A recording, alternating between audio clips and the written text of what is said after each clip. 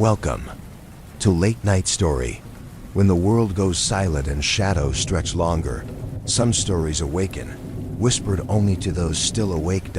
So put on your headphones, turn down the lights, and let me guide you through the quiet hours. If you're listening alone, you're exactly where you need to be. If everyone can leave a comment to let me know where you are listening from in the world, don't forget to subscribe before you drift too far into the dark.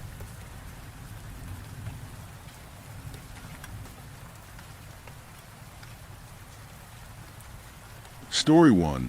My Furby Saved My Life. My sister Mia loves plushies and dolls. She collects them from everywhere: garage sales, thrift stores, vacations, and random stores she finds online. Her bedroom shelves are crowded with soft faces and glassy eyes staring out from every corner. A few of them, though, are different. Not broken exactly, but wrong. My brother Jake calls them haunted. This story is about one of them, a Furby named Bub. We didn't find Bub in a dusty box or a haunted attic. He came from a regular toy store in the mall, brand new and perfectly wrapped. His fur was spotless, his plastic eyes bright, his box untouched. Mia loved him instantly. I liked him too, even though something about him made me uneasy. Jake hated him from the moment he saw him. He said Bub's eyes followed him around the room. At first, I thought Jake was exaggerating. Then I started to notice things. The way Bub's gaze seemed to catch the light, even when the room was dark. The faint, broken whirring sound that came from him at night. Sometimes, when the house was quiet, I could swear I heard a whisper from Mia's room, a faint mechanical voice. Bub stayed in Mia's room with her other plushies, so it wasn't unusual when she came home one day holding something new. She had found a porcelain doll at a garage sale she visited with our mom. The doll had pale skin, a blue dress trimmed with lace, and deep green glass eyes. "I found her at number 66, Mia said proudly. "Her name is Clara." From the moment Clara entered the house, Bub went quiet, completely silent. No clicks, no whirs, no whispers. I didn't think much of it first, but later I realized that something in the air had changed. When I went into Mia's room one evening to borrow a notebook, I passed by Bub on the shelf. He was staring at the door, and when I reached for the notebook, a low, garbled whisper came from him. Too faint to understand. It was probably my imagination, but it sounded like, "Hungry, feed me." Mia started carrying Clara everywhere. She talked to her constantly, like the doll was whispering back. Within a week, Mia looked different. She had grown pale, her cheeks hollow, her hair thinner. She barely ate, barely slept. Jake and I tried to talk to our parents, but they laughed it off. "She's just being creative," Mom said. I didn't think creativity made someone look like they were fading away. One night, I decided to get rid of Clara myself. The moonlight was weak when I slipped into Mia's room. Everything was still. Her dolls watched from the shelves, and Bub's eyes glimmered faintly from the dresser. As I crept toward the bed, I could have sworn when his eyes flickered closed, like a wink. Clara lay beside Mia, her green eyes half open. Up close, she looked unnervingly human. Her hair seemed thicker than before, her cheeks faintly pink, her lips slightly parted in what almost looked like a smile. When I picked her up, her body was ice cold. The chill ran down my arms. I didn't stop to think. I just rushed outside and threw her into the trash bin. That was supposed to be the end of it. The next morning, Mia walked downstairs with Clara in her arms. The doll looked newer than ever, her hair shiny, her eyes bright. Mia looked exhausted, but she was smiling. When I met Clara's gaze, I thought I saw amusement there, a kind of quiet, knowing victory. A week later, our parents went away for their anniversary. It was just the three of us, Jake, Mia, and me, left in the house with a freezer full of pizza. That night, the table felt heavy with silence. Mia sat opposite me, pale and distant, with Clara perched neatly on her lap. Every so often Mia's hand twitched, as though someone were tugging invisible strings. "Do you want a bite, Clara?" Mia asked softly. Jake sighed. "Oh my God, Mia, it's a doll. It doesn't eat pizza. Can you stop being weird?" Mia looked up. Her eyes didn't look brown anymore. They were cloudy with a faint greenish tint. "Clara says you shouldn't talk to me like that," she said, "or you'll get punished." Jake laughed, but was uneasy. "Okay, that's enough." Her voice changed then. It deepened, hollow and wrong. "You don't take us seriously." Before I could move, Mia grabbed a steak knife beside her plate and drove it into Jake's hand. He screamed, jerking back as the lights flickered out, plunging the room into darkness. When they blinked on again, Jake was clutching his bleeding hand, and Mia was already running upstairs, the doll clutched tight against her chest. I remember those green eyes glinting as she turned the corner. I didn't think. I just followed. Mia's bedroom door slammed shut behind me as I entered.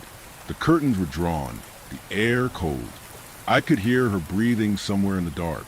I fumbled for the light switch, terrified of what I might see. When the light came on, Mia was sitting on the floor, her back to me. Clara's arms were wrapped around her neck, like a child's embrace. The doll's head turned slowly toward me, her lips curling into a painted smile. "Come play with me, Noah," she said. Her voice wasn't Mia's or anyone's. It was flat, distorted, like a recording of a broken radio. "Leave her alone," I shouted, my voice shaking.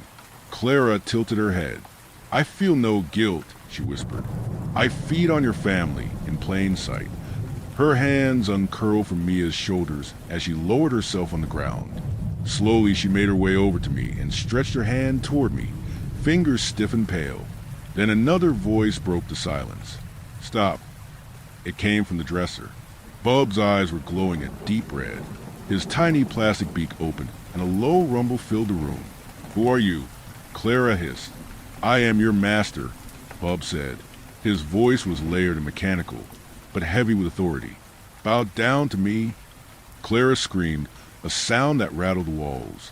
Her porcelain face cracked down the middle. Smoke rose from her chest as she twisted and convulsed. "You can't stop me," she shrieked. Bub's eyes flared brighter. "Bow," he said, "or burn." Clara's body splintered, then melted, collapsing into a puddle of wax and ash. Her last cry was a high, thin wail that shattered the lamp beside Mia's bed. Then silence. Bub's head turned toward me. His eyes dimmed to normal. "Delicious," he whispered. And then he was still. We told the police it was an accident, that Jake had stabbed himself while goofing around. They believed us. Mia doesn't remember what happened that night, and she's healthier now. Her color has returned, her laughter too. Clara is gone, reduced to a blackened stain on the floorboards. But sometimes I catch Bub watching me from the dresser, his plastic face blank, his eyes a little too bright. I know better now than to underestimate him. Because one spring morning, I woke to a familiar sound drifting through the vent between our rooms. A soft electronic chirp, followed by a whisper that froze me where I lay. "Hungry, feed me."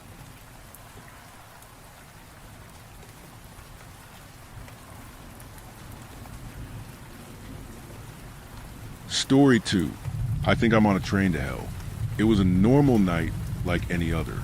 I spent the day with my friend, getting our nails done before she left for England to visit her long-distance boyfriend. I saw some friends and hung out way too late before one of them offered to drop me off at the train station, so I wouldn't have to walk. This late at night, the station was a ghost town, with just a few people nursing bottles held in brown paper bags. I made my way into the desolate train station, looking for the correct platform, but there were so many. It looked like the station stretched off into the distance. There hadn't been that many platforms when I arrived earlier in the day, had there? My anxiety really ramped up when the screens weren't working. They didn't show where the trains were going or coming from on any of the platforms. I brushed it off since I'm already an anxious person. I figured I was just confused, so I chose the platform I thought I came in on and asked the conductor of another train company if I was on the right platform. He said I was, but my train was unusually late. He told me to go to the other platform across the way if my train didn't show up 10 minutes before its departure time. A few minutes after that train left, my train arrived. The doors opened. So I figured I could go and sit down early before anyone else showed up. It struck me as odd. I didn't see anyone leave the train, but I just figured nobody was in this particular train car coming out this specific door. Too late for anyone working. too early for anyone to be coming home from the bars. I had made my way up the stairs to the second level, sat down next to one of the screens, hoping it would tell me where I am in my journey, but it was blue screen with the words, "He's dead, Jim," scrawled across the screen, along with some other font that was too small for me to read without my glasses. It was weird, but I thought I could just listen to the loudspeaker and actually pay attention to figure out where I was. My phone had no service underground in the subway, so it was just an expensive paper weight at that point. The train began moving, but the voice over the speaker was wrong. Demonic, one might say, full of random beeps and blips. I brushed the worry off and started looking out the window, watching for the station signs to start passing us by. None did. It was all just a blur of darkness outside the window. Shit. I heard the speaker come on again. Unintelligible noise assaulted my eardrums before the transmission ended in a hiss that sent chills down my spine. I could hear someone laughing in the distance, but it sounded wrong, rather than being full of mirth. It sounded panicked, the way someone laughs when they're nervous. This was when I began to truly realize that something was off. I looked around, trying to catch a glimpse of the other passengers, mostly to see if any of them looked as freaked out as I felt. The train car was mostly empty at that moment, but I could see a woman with tears streaming down her face while she smiled. A man was staring very intently at the wall. Rivulets of something dark slowly dripped down the back of his neck from under his baseball cap. It was in that moment I knew I fucked up. A girl walked by me. Long black hair completely covered her face, and she wasn't wearing any shoes. She trailed thick black streaks with each step she took. More people had started filing in at that point, but we hadn't made any stops yet. I didn't know where they were coming from. A man walked in and sat down across from me. His eyes were practically glued to his phone, but when he did look up to see the passengers around us, he startled. A pitiful squeak escaped his lips, causing everyone else in the train car to turn towards him. He was staring at someone down the train who I couldn't see. As panic sobs started to escape his lips, he managed to croak out, "Her eyes! What the fuck is wrong with her eyes?" I didn't know what to do. I simply made eye contact with him and tried to slyly shake my head to tell him not to draw attention to us. The passengers didn't stop staring at him until a conductor with a strong stench of decay and burning plastic showed up and led him away. He didn't fight it, just let the conductor drag him away while seemingly frozen in fear. So now I'm sitting here, trying to control my face and not let on that I shouldn't be here. I can hear voices further down the train, almost like stage whispers that I can't quite make out. There have to be other normal people on this train. There's plenty that look normal, but they all seem unfazed by what's going on around us. I'm scared, and now that I'm on the train, I don't think it's taking me home.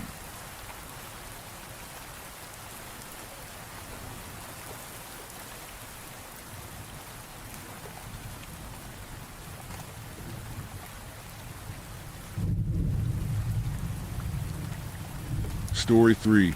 Old Bait. The box was full of tiny, shriveled, decaying bodies. Blank, lifeless eyes staring into space.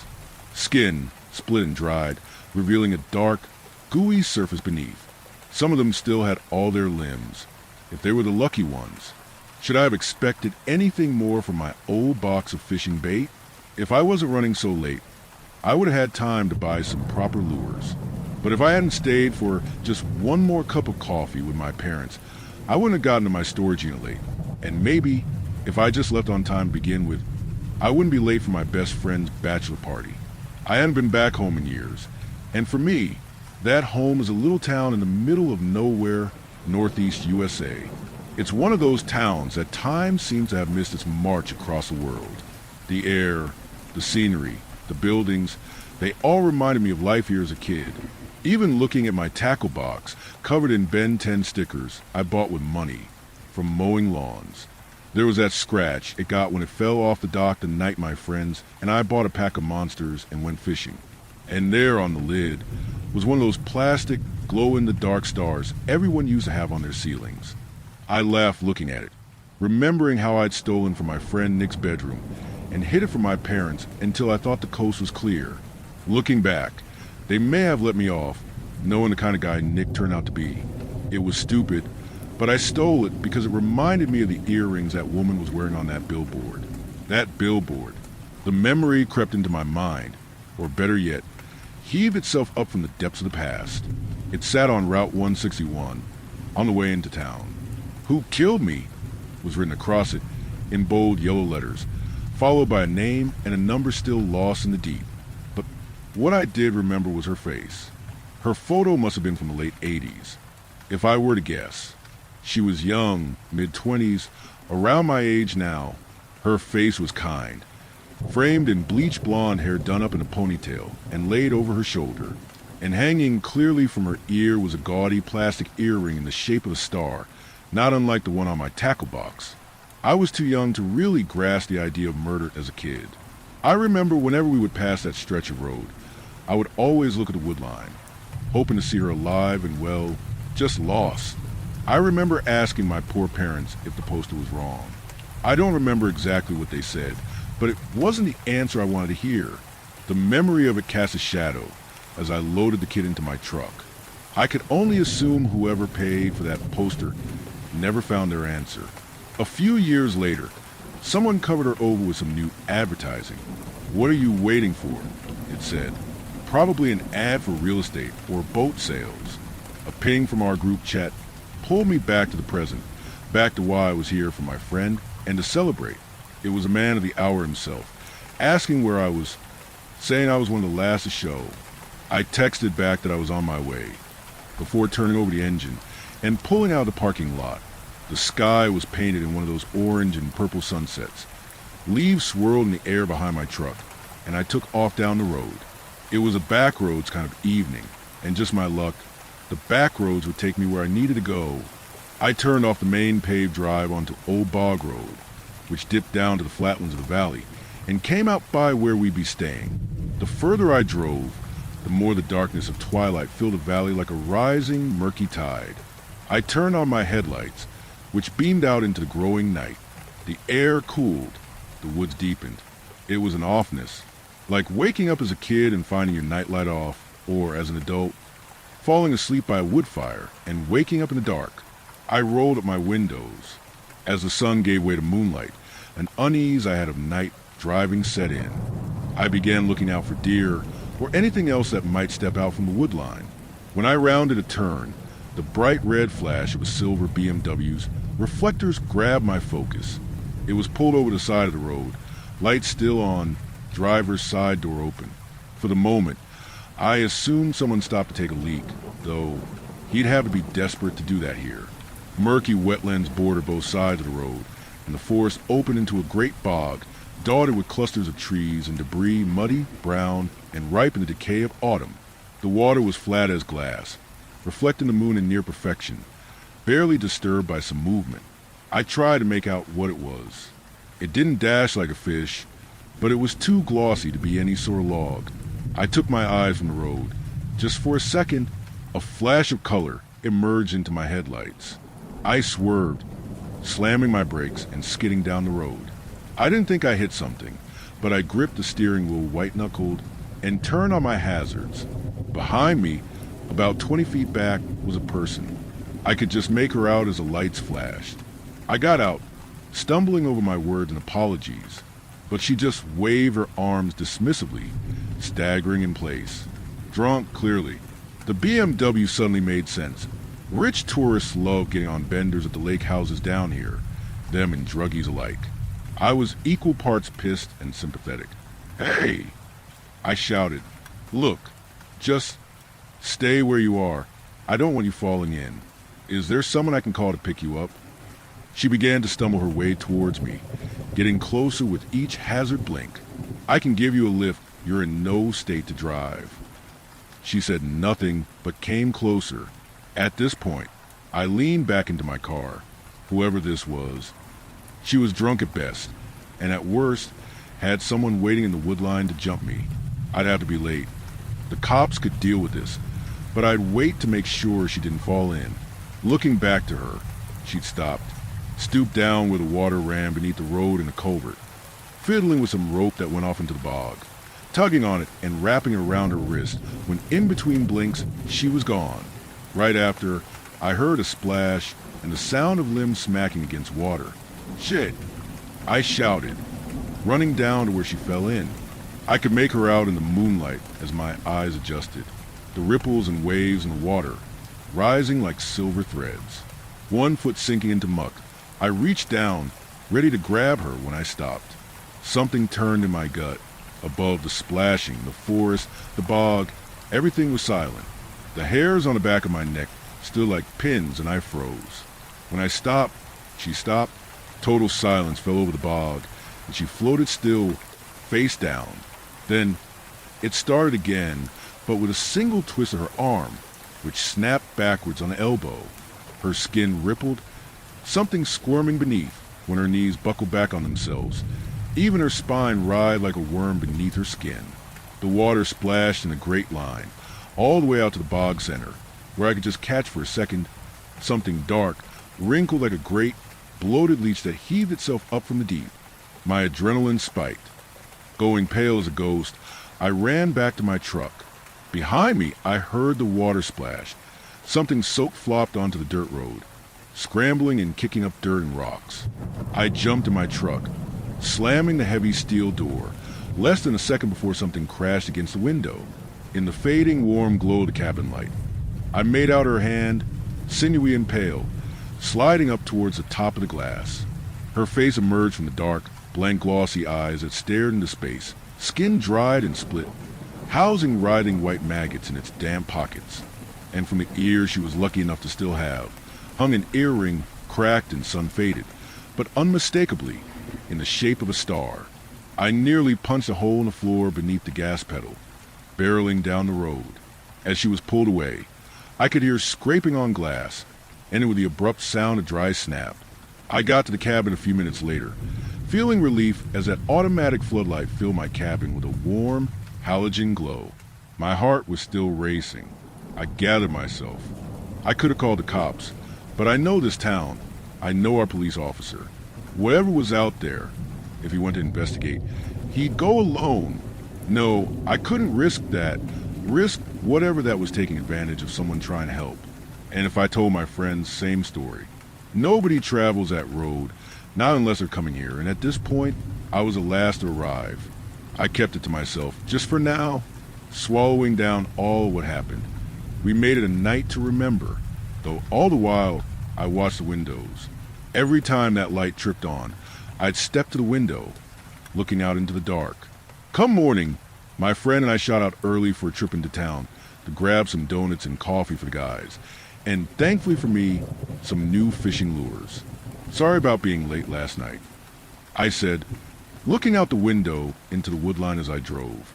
Seriously, man, don't worry, he replied. At least you're not Nick. Nick? He was coming. No, well, he wasn't planning to. Not until he messaged me and said he had a new toy to show off. Fancy silver BMW, apparently. My bet was drug money. Never showed, though. Bailed last minute. I said nothing, but stopped where our road met the one that led into town. There, sunken into the woodline, sat the remains of that billboard. Big chunks of the new ad had peeled away, showing what had been buried for years. Now a Frankenstein mix of old and new, the moss-covered billboard read, "What, killed me?" I heard my friend open up my tackle box. "What the hell? Good thing we're getting you some new lures," he said, holding one up to inspect it. "Unless we're going for the dumbest fish in the bog, you're not going to catch anything using old bait."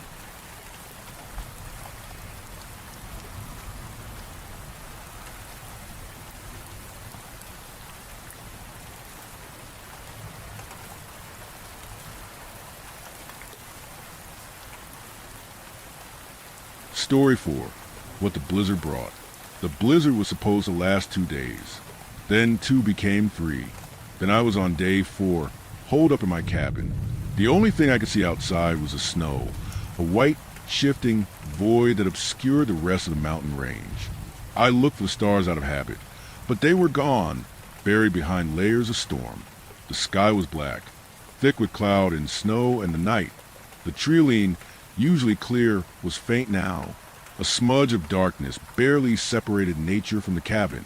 The thick snow blurred the edges, turning trees into shadows that shifted with the wind.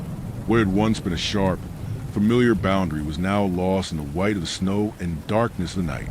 I was ready, at least, before the storm hit.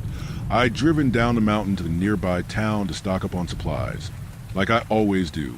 I filled my good old F-150 with food, water, and anything else I might need to ride out the worst of it. Back at the clearing off the cabin, I chopped firewood. I've already got enough stacked to last through a second ice age, but it gives me something to do, something to break up the quiet.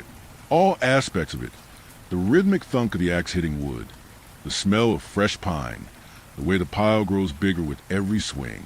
It all keeps me from thinking too much. I don't get visitors. That's not me being dramatic. It's just fact. The nearest neighbor is a 40-minute drive down the mountain, and that's when the roads are clear, which they're not. Haven't been for days. That's why, when I heard a knock, I damn near dropped the mug of cocoa I was holding. It wasn't loud, just two slow, deliberate raps on the door. Then nothing. I stood there in the kitchen for a few seconds, just listening, waiting to hear it again. The storm was still going strong outside, but underneath the wind, the silence settled again like a blanket. Neither a knock nor a voice calling out followed. I figured, I imagined it, cabin fever and all that wouldn't be the first time, but I walked to the door anyway. Something in me wouldn't let it go. Could have been curiosity, or maybe I was just so goddamn starved for company that I wanted there to be someone out there. I opened the door, and there he was, a kid in his early 20s. Maybe he could have passed for a college student if he wasn't half frozen. His face was pale as paper, lips blue, eyes wide and glassy like he wasn't all there. Snow clung to his coat in heavy clumps, and he was shaking so hard his teeth were clacking together. God, I said, before I even thought about it. He didn't answer, didn't even look at me, just stood there, trembling in the doorway, like he didn't know where he was.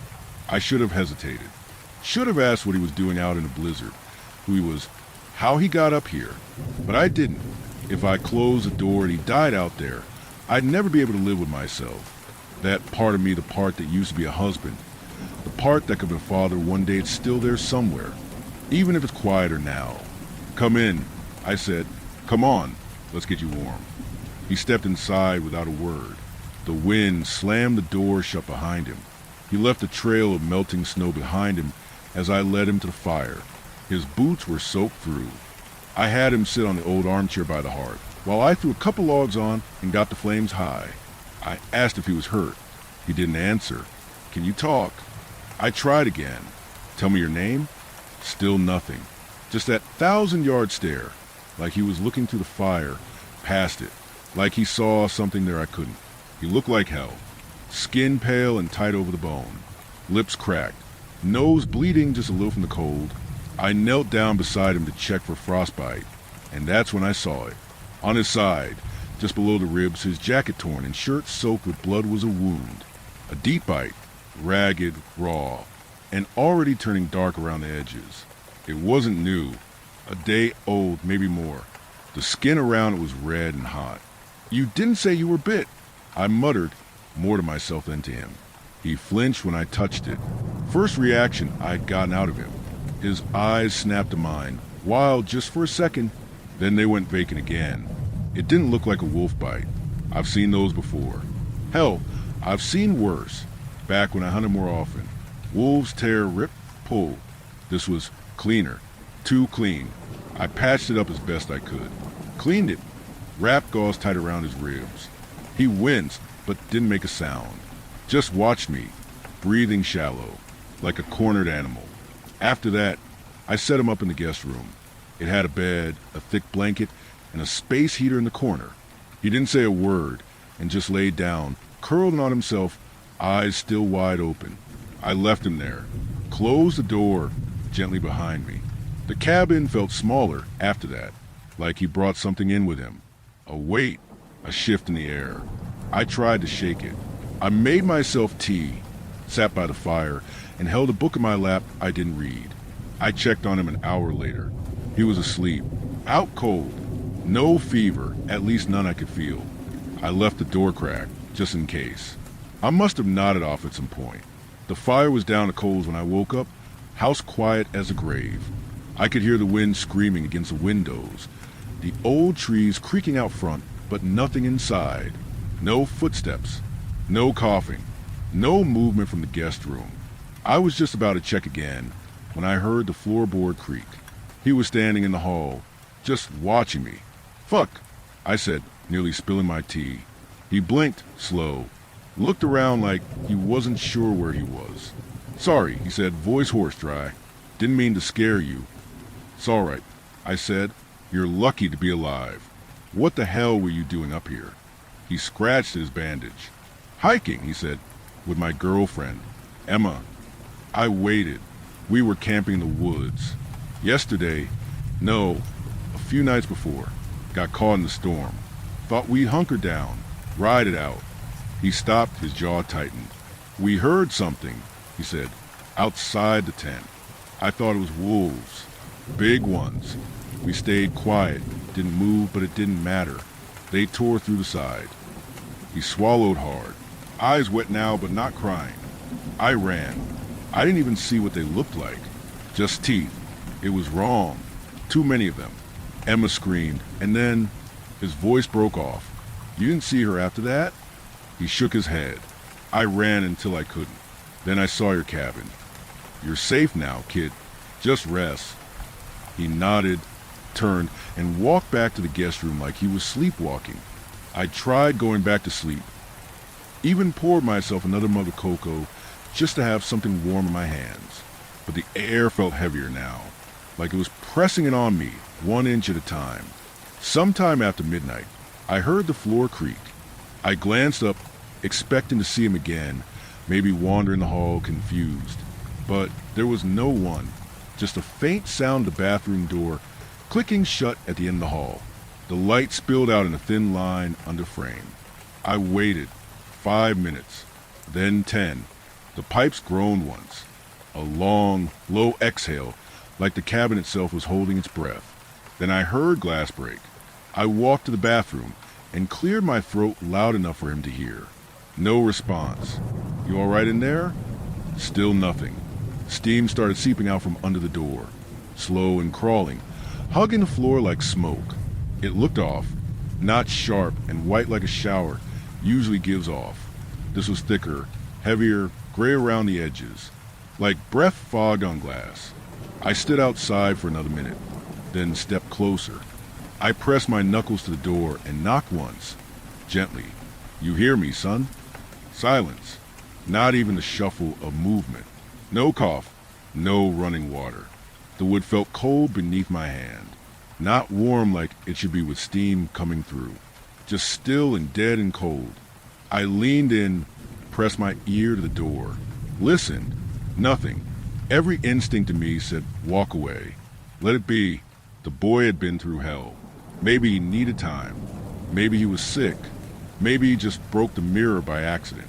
Maybe I was imagining things again. But my gut had gone cold, and it wasn't from the storm. I wrapped my hand around the knob. It was slick with condensation.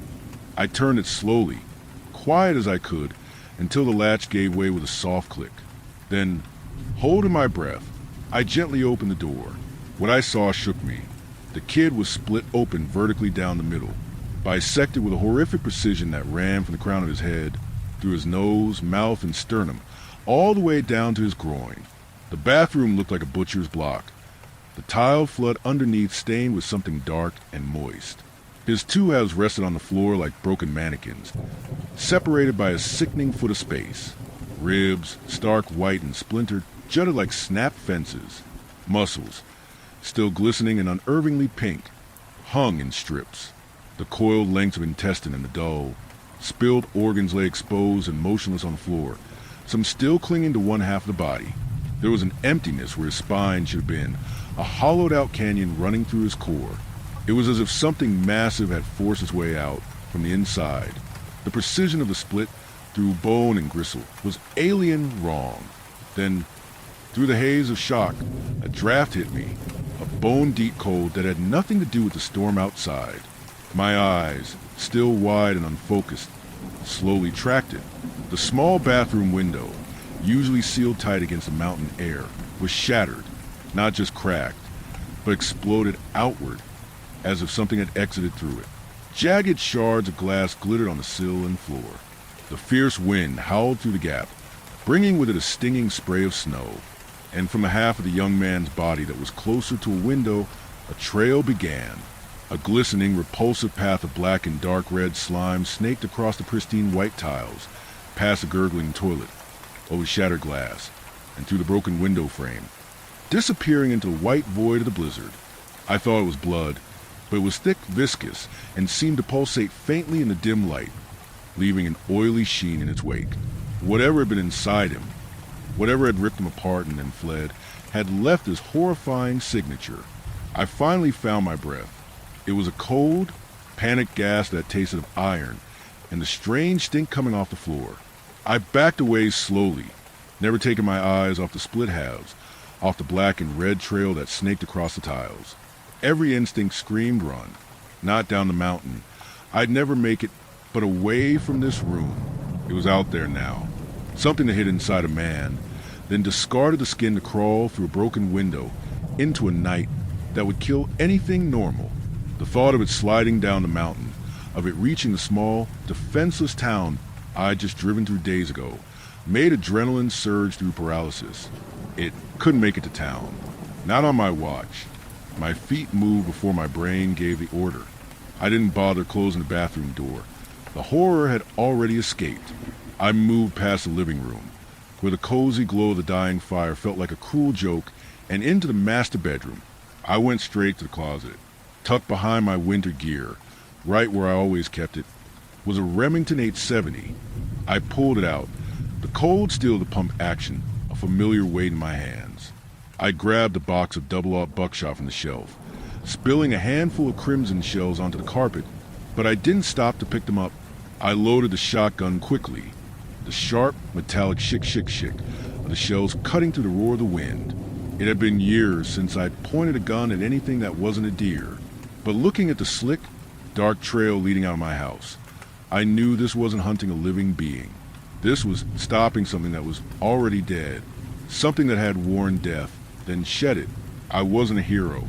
I was just a widower with a cabin, a shotgun, and a terrifying realization. I was the last line of defense. The storm that had trapped me had trapped it, too, on the mountain. I held the shotgun steady, my knuckles white. The wind howled outside. The trees creaked. I checked the hall one last time, glanced at the horror show of the bathroom, then moved toward the front door. There was no plan. There was only the gun in my hands, worry in my heart, and the knowledge that something sinister was crawling through the snow toward civilization. I flipped the deadbolt and hit the door with my shoulder. The wind was a physical blow, a sudden, blinding white sheet that stole my breath and stung my eyes. The roar of the storm swallowed the world around. It was complete whiteout. My eyes searched frantically for the trail. The front porch was already buried under a fresh drift, but I knelt down, shielded my face against the immediate sting of the snow.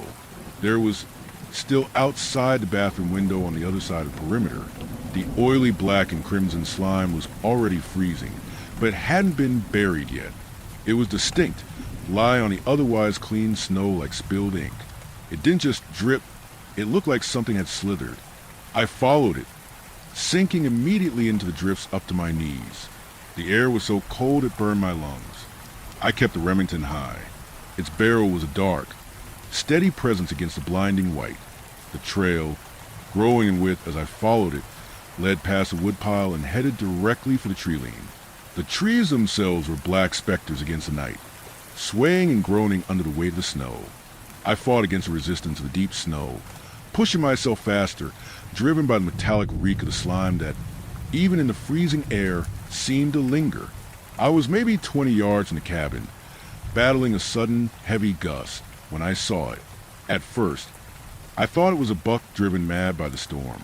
It was easily that size, low to ground, its dark shape barely discernible in the whirling vortex of snow, where the cabin's clearing met the forest edge.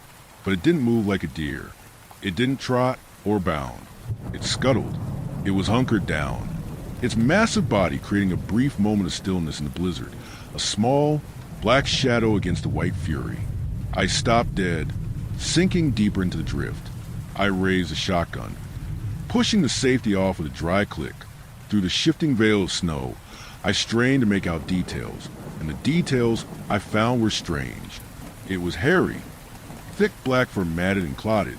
The fur was plastered down in clumps, matted thick with the same crimson slime that lined the floor of my bathroom. Its bulk seemed to be expanding, the hair giving an immense distorted volume, but the low, hunched posture suggested it was something that preferred to crawl. It had multiple limbs, too many working in sync to move it along the ground. Thick, jointed appendages that glistened unnervingly. The sight was a sickening contradiction. The heavy, dense covering of fur mixed with the raw, unnatural sheen of the slime. It looked like a living, wet wound covered in an animal's coat. Then it lifted something, its head. I realized with a shudder of pure dread. It was impossibly large and angular, but I couldn't discern a face. Then, the wind cleared the snow just enough for me to see a flash of wet, sickly red where eyes or a mouth should have been, reflecting the distant, faint light from my cabin window. It didn't see me. It seemed focused entirely on the darkness of the tree line, already beginning to merge with the shadows. It was moving, still low and fast, dragging its huge, repulsive body away from the cabin and toward the mountain pass that led to town. I gripped the shotgun, ignoring the trembling of my own body. The blizzard made the shot difficult, but the distance was short. If I let it reach the shelter of the trees, it would be gone. I took the slack out of the trigger. There was no hesitation left in me, just the immediate, primal need to stop this monstrosity before it vanished. I squeezed the trigger. The sound of the Remington going off was deafening, a violent boom that shattered the stillness of the storm.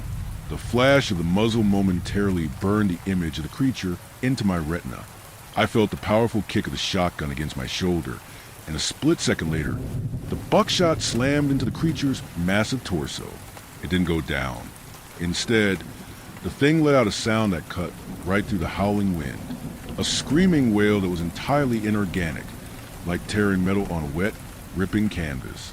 It was a noise of pain, but also of inhuman rage, and it sent a spike of pure terror through my chest.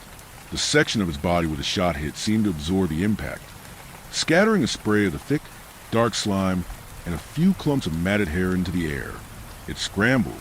The monstrous body, for all its bulk, moved with terrifying speed, abandoning the relatively clear ground and lunging into the dense black of the tree line. I pumped the action, ejecting the spent shell and loading a fresh round. Clack chunk. I didn't wait to see if it was mortally wounded. I just knew I had to keep it moving, keep it from burrowing down or reaching the pass. I plunged into the forest after it, following the fresh, dark disturbance in the snow. The trees offered a brief, deceptive shield from the worst of the wind, but the snow was deeper here, making every step a labor. I focused only on the trail, the churned snow, the scattered slime, the deep, heavy indentations of its multiple limbs. I ran until my lungs burned, until the cold made the skin on my face ache, until the sounds of its desperate, laborious breathing were drowned out by my own. Then I stopped. The trail vanished. One moment I was following a distinct line of destruction. The next, the snow was pristine, only marked by my own clumsy boot prints.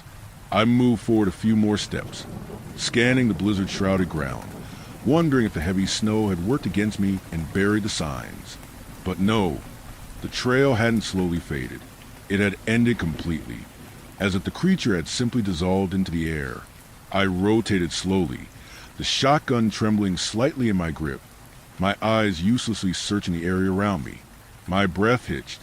I caught it only as an indistinct smear of shadow, a sudden movement in my peripheral vision, high above me. I tilted my head back, staring up into the shifting, wind-whipped canopy of the pines. There was no ground trail because the trail had continued up. The dark, oily slime wasn't on the snow anymore. It was smeared high on the bark of the nearest trees, running in sickening vertical streaks. The monster hadn't been slowed. It had simply used the vertical space the forest offered. It had the high ground. It was above, hidden by the night and the dense pine needles, and I was exposed beneath it. My heart hammered against my ribs. I had gone from the hunter to the obvious, slow-moving target. I scanned the dark trunks of the nearest pines, searching for any break, any shelter that might afford me a moment of cover. About 10 feet away, a massive, ancient pine had been partially uprooted long ago, its gnarled root system exposed. The dirt and thick, woody roots had formed a dark, protective cave against the elements. I dove toward it, dropping to my hands and knees in the snow. I wedged myself into the space beneath the largest root, pulling the shotgun close to my chest, my back pressed against the cold, frozen earth.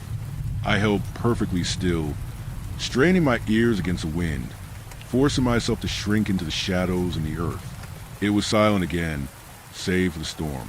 The vast, black space between the high branches and the low earth was now where the true danger lay. I looked up through an opening in the uplifted roots, seeing only the tangled darkness. I waited for a drop of slime, a tremor of a branch, or the silent, horrifying moment when that massive, hairy, glistening shape would descend. I stayed perfectly still, trying to slow the panic rush of my breath. The silence, punctuated only by the wind, was unbearable. The creature was somewhere above, hunting for the man that had just fired the loud, disruptive weapon. Then, the snow began to sift down, not from the storm, but from the branches above. Chunks fell, followed by a sudden, heavy thud just yards away. It had dropped.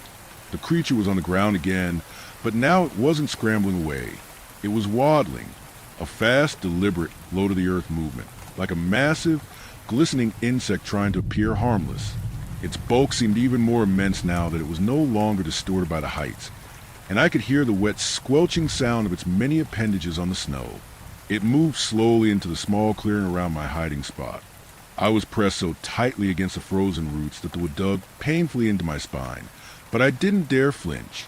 I had already positioned the Remington. My shooting hand gripped the trigger. The barrel angled slightly up and out toward the opening of the root cave, resting against the snow-covered ground. The creature's movement was erratic, darting toward the tree-lean one moment, then pulling back. Why hasn't it found me? Then I realized it wasn't looking for me. Its massive, misshapen head was constantly sniffing the air, lifting and twisting with jerky movements. The air was thick with a howling blizzard and the scent of damp pine and frozen earth. The storm was masking my scent.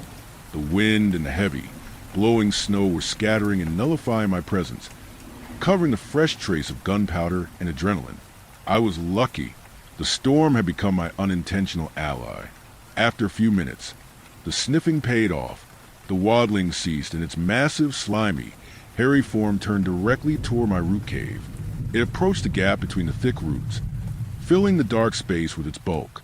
It was so close I could feel the minute vibrations of its weight, disturbing the ground. And then its head lowered. The snow cleared just long enough for me to see the details I haven't been able to discern in the blizzard. Its head was roughly the size of a buck or moose skull, but hideously wrong. The bone structure was too broad, too blunt. It had no discernible eyes, just wide swaths of slick, wet flesh the color of old blood. It wasn't just fur that covered it. Its thick, dark hair was matted with the slime, forming a repulsive, heavy mane.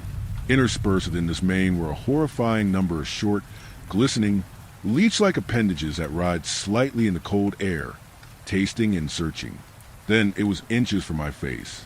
I could smell the metallic stench of the black slime mixed with the sour, coppery odor of raw meat.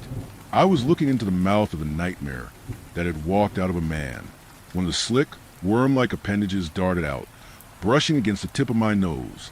In that instant, it knew.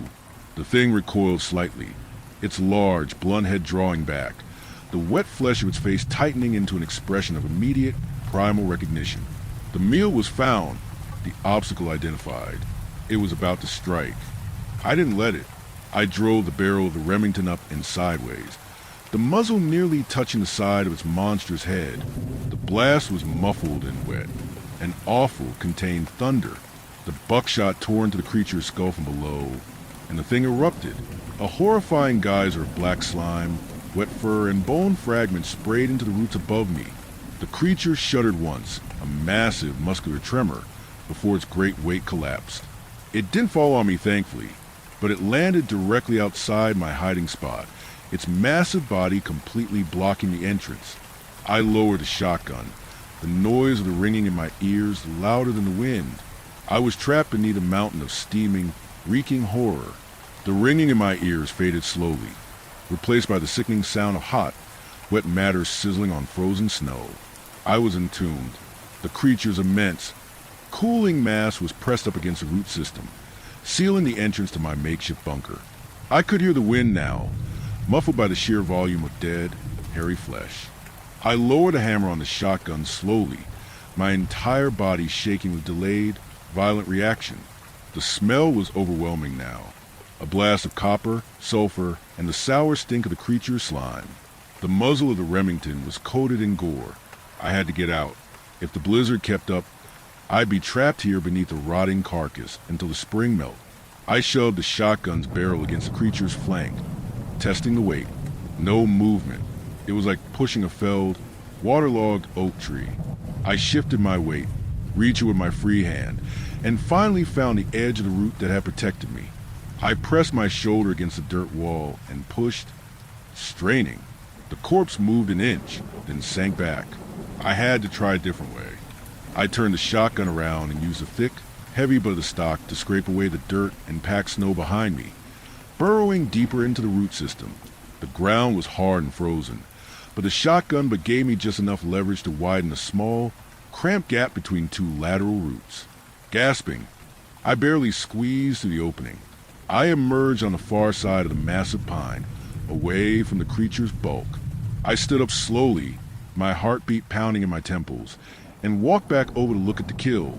It lay motionless, its multi-limbed body contorted awkwardly on the snow. But something was wrong. Where the head had been, there was only a ruin of black fur and pulp bone, yet a thin, milky white steam was rising from a wound. And then I noticed the blood, or lack of it. It wasn't bleeding out. The dark, black-red slime was only slowly oozing, congealing almost immediately in the bitter cold. The buckshot had caused massive trauma, but the creature's internal volume seemed insufficient for its size. It felt like I had shot a sack of thick fluid rather than a complex biological organism.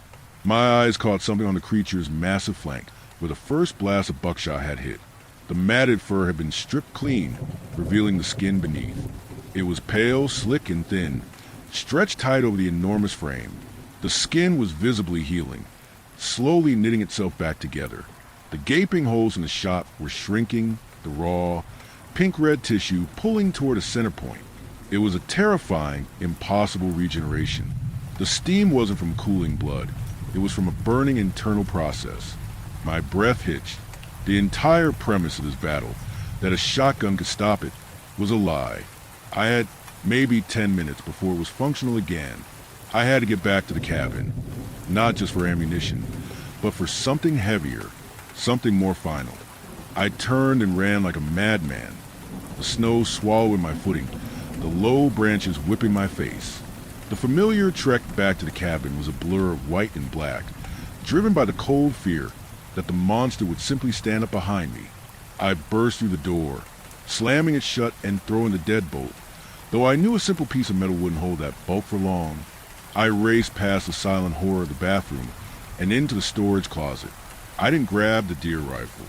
A bullet was a coin toss, but fire was a guarantee. Tucked behind the winter tires were 2 red 5-gallon jerrycans, one for the snowmobile, one for the backup generator. I grabbed a can of kerosene too. It would burn slower and hotter than gasoline, and yanked it out. Next, I needed a wick. I dove into the kitchen, grabbing the thickest rag I could find, a towel used for drying dishes, and stuffed it into my pocket. The light was my last stop. I opened the kitchen drawer and snatched a long, thin butane lighter used for starting the pilot light. I was ready, but not fast enough. The quiet, heavy silence I'd endured for the past few minutes was broken by a sound I'd only heard when cutting down trees. A slow, heavy, ripping sound coming from the side of the cabin, the side where the bathroom window was. It had found its way back. The hole it had created to exit the young man's body wasn't large enough for its current monster size. It wasn't trying to climb through the window. It was tearing the wall apart. I could hear the sickening crunch of frozen pine breaking and the sound of thick wood snapping. I had to assume it was fully healed, or close enough to it. The storm, which had given me cover, now threatened to bury me inside my own cabin if I wasn't careful. I had to take the fire to the monster. I yanked the front door open, the kerosene can heavy and cold in my hand, and plunged back out into the blizzard. The creature wasn't at the door. I rounded the corner of the cabin, the heavy kerosene sloshing, and saw the damage. A huge section of the wall near the bathroom was ruined, with splintered and insulation streaming out like cotton guts. The creature was there, its massive, steaming head pulled back from the shredded wall. It saw me instantly. The bluff of the blizzard had been called. I was standing in the open, and it was less than 20 feet away. It began its repulsive, slow waddle toward me. Its limbs churned the snow. The black slime glistened, its regenerating head tilted low. It was honed in on me. I dropped to a knee, pulling the heavykin close. I twisted the plastic cap off, then tore the towel from my pocket, shoving one end into the naked can to soak. The stench of the oil and the creature's musk mingle horribly in the cold air. The monster was 10 feet away. I didn't try to aim. I just tipped the heavy can and began to drench the path between us as I walked backwards. I emptied half the 5 gallons in a wide, black arc right into the snow and across the creature's forelimbs. The kerosene didn't mix with the snow. It simply stained it, turning the white ground into a shimmering black slick. The creature didn't stop. It waddled right to the flammable pool. It's greasy for absorbing the oil. As the beast closed a distance, close enough now that I could feel the steam emanating off its bulk, I pulled the soaked towel out, threw it aside, and flicked the butane lighter. The thin, blue flame fought the wind for a fraction of a second, then held. With a final, desperate roar to myself, I lit the kerosene-soaked rag like a torch and threw it directly at the monster. It hit the creature's torso, and the effect was instantaneous and brutal. The oil-soaked fur and the slick, saturated snow trail ignited with a violent WOSH. The flames were furious, a shocking blast of orange and red against the white snow. The creature was engulfed in a terrible, screaming pillar of fire. The kerosene in the creature's own slick, greasy essence fed the flames instantly, making them burn with a blinding, hot intensity. The monster shrieked, a sound of agony and pure animal terror, and began to thrash violently in the fire. It wasn't waddling anymore, it was rolling in the snow, trying to beat out the inferno. Fortunately for me, the flame stuck to its oil coat like glue.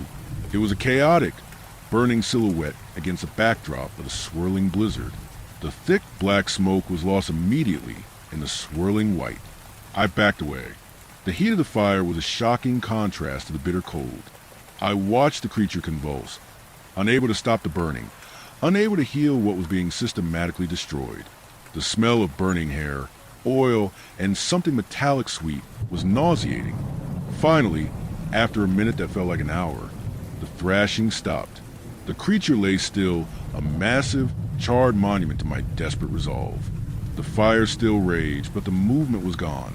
I leaned against the icy wood of the cabin, the shotgun forgotten at my feet. The flames were already starting to melt a ring of snow around the body, but the blizzard continued to rage. The intense heat from the burning carcass was already beginning to recede.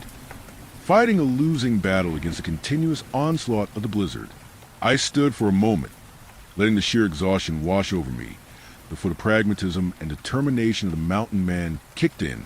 The fire was dying, and what was left of this thing couldn't be allowed to heal or even to rot here.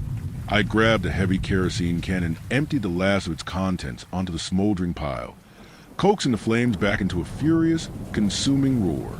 I moved the equipment inside, then returned to the blazing carcass with my axe. It took a sickening 15 minutes of hacking and separating what little was left of the creature's bulk. I dragged the black, escaping chunks through the snow, and tossed them back into the heart of the blaze. The air was thick with the stench of oil and the sweet, terrible smell of burning meat. I was purging the mountain of this evil.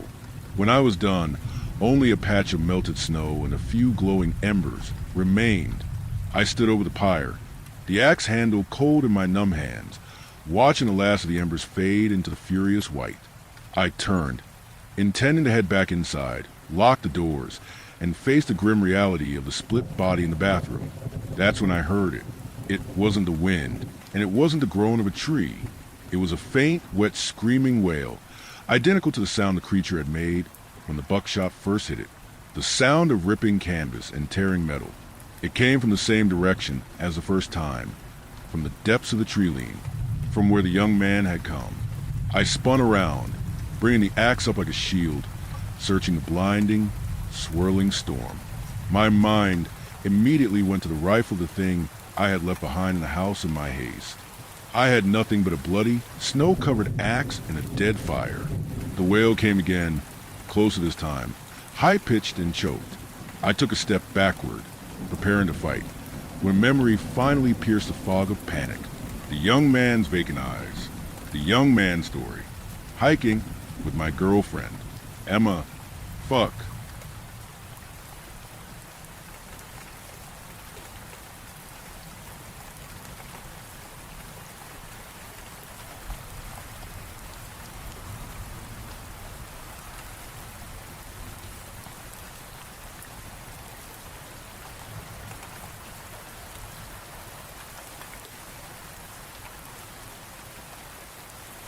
Story 5. My baby sister is still crawling despite being 20 months old, and I know the reason why she can't walk.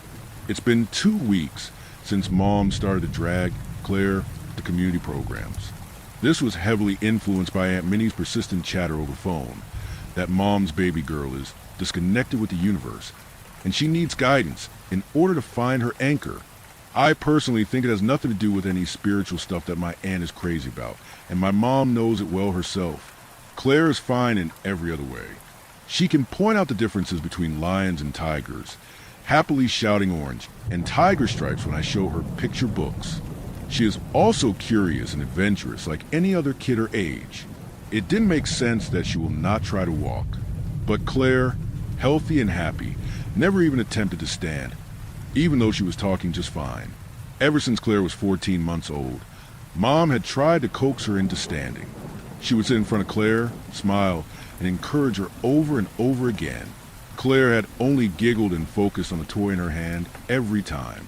As days flew by without any more progress, Mom tried the hospital and signed up for a program in the Child Development Center.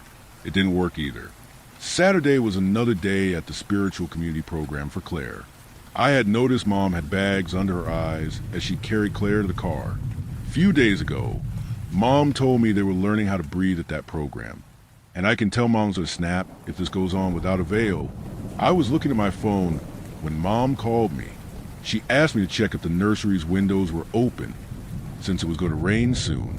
I did what I was told and stood up from the couch. I could see the sky was already gray with clouds. Claire's room is upstairs, across from mine.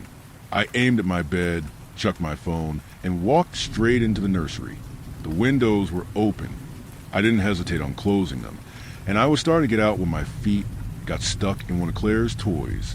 I instinctively looked down, but soon I noticed something other than a stuffed crocodile on my foot. There were faint red-brown stains on the floor, not vivid enough to catch attention, but there when you knew to look, and they stretched across the room. The stains were in an odd shape. It was far from simple droplets you get from spilling something. No, it looked like something was dragged endlessly, all around the nursery in a big circle.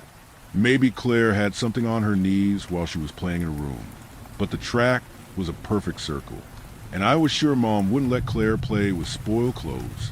I decided to let Mom know when she came back. I was just turning around when I heard a crash in my room. I froze. The cause of the sound was none other than my phone. It was on the floor. Maybe it landed wrong and slipped from my bed. I was pretty sure it fell on the middle of the bed though. The house seemed a lot bigger, the hallway taller as I stepped into my room.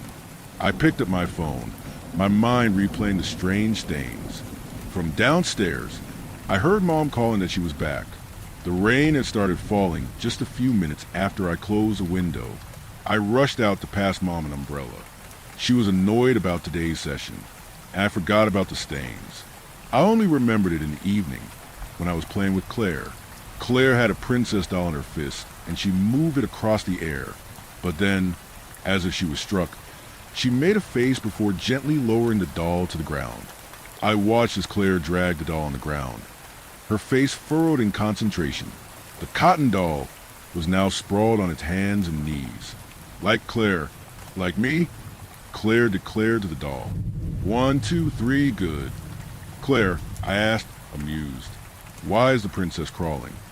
Claire stared at me with wide eyes, her mouth half open. Then she crossed her arms with a pout. 1, 2, 3, good. But she has feet, I pointed out. I reached for the poor doll, whose yarn hair was now dusty, and made her stand on my knee. See, she can stand. I pulled the doll away from Claire's reach and started to make it take little steps. And she can walk. No, like me. Claire's cheeks were getting redder, and I realized I made a mistake. Too late. She burst into tears, and Mom rushed into the living room, scooping up Claire in her arms while shooting me a look. Mom, there are stains on the nursery floor. I informed her, leaning against the sofa. If Claire drags her dolls on the ground like this, all of her toys will be covered in them soon. Mom frowned and nodded, her hand still supporting Claire. I'll clean it up later, she said, setting Claire on the couch. In the meantime, you can finish your chores. I want to say something more, but Mom's tired eyes stopped me. After dinner, Claire played quietly on the living room rug. A frog doll had joined the princess doll. I tried to push the memory of the stains aside, trying not to notice as Claire made the dolls crawl and stumble over the carpet. 1, 2, 3, good, she chanted, voice light but rhythmic. Something about it made my chest tighten. I told myself she was just repeating what she had learned, a harmless mimicry, but the pattern in her voice felt deliberate, as if she was teaching the dolls. Few days later, I woke up in the middle of the night. I had to use the bathroom. I was heading right when I noticed the nursery door open. In the darkness, the toys littered on the floor were visible, but the door blocked me from seeing her bed. Voices were coming from the room, inaudible from where I was standing, but I could hear it was not one, but two. Was it Mom? Even though I gave myself the most logical answer, I knew better. It can't be Mom. Mom won't talk to Claire in the middle of the night. I couldn't even swallow as I took a step, then another. The voices didn't stop, my feet still just a few feet away from entering the room. That's when I was able to see it. Claire was awake, on the floor on her hands and knees, crawling, and beside her was a shape larger than Claire. Its back hunched and had ducked in an uncomfortable angle. It had long, scraggly hair that looked damp, touching the floor. Together, they moved their left hands forward. Then they tugged themselves forward. 1, right hand forward. 2, the thing purred, and I saw the truth. Claire doesn't walk because the thing that taught her how to move never had feet.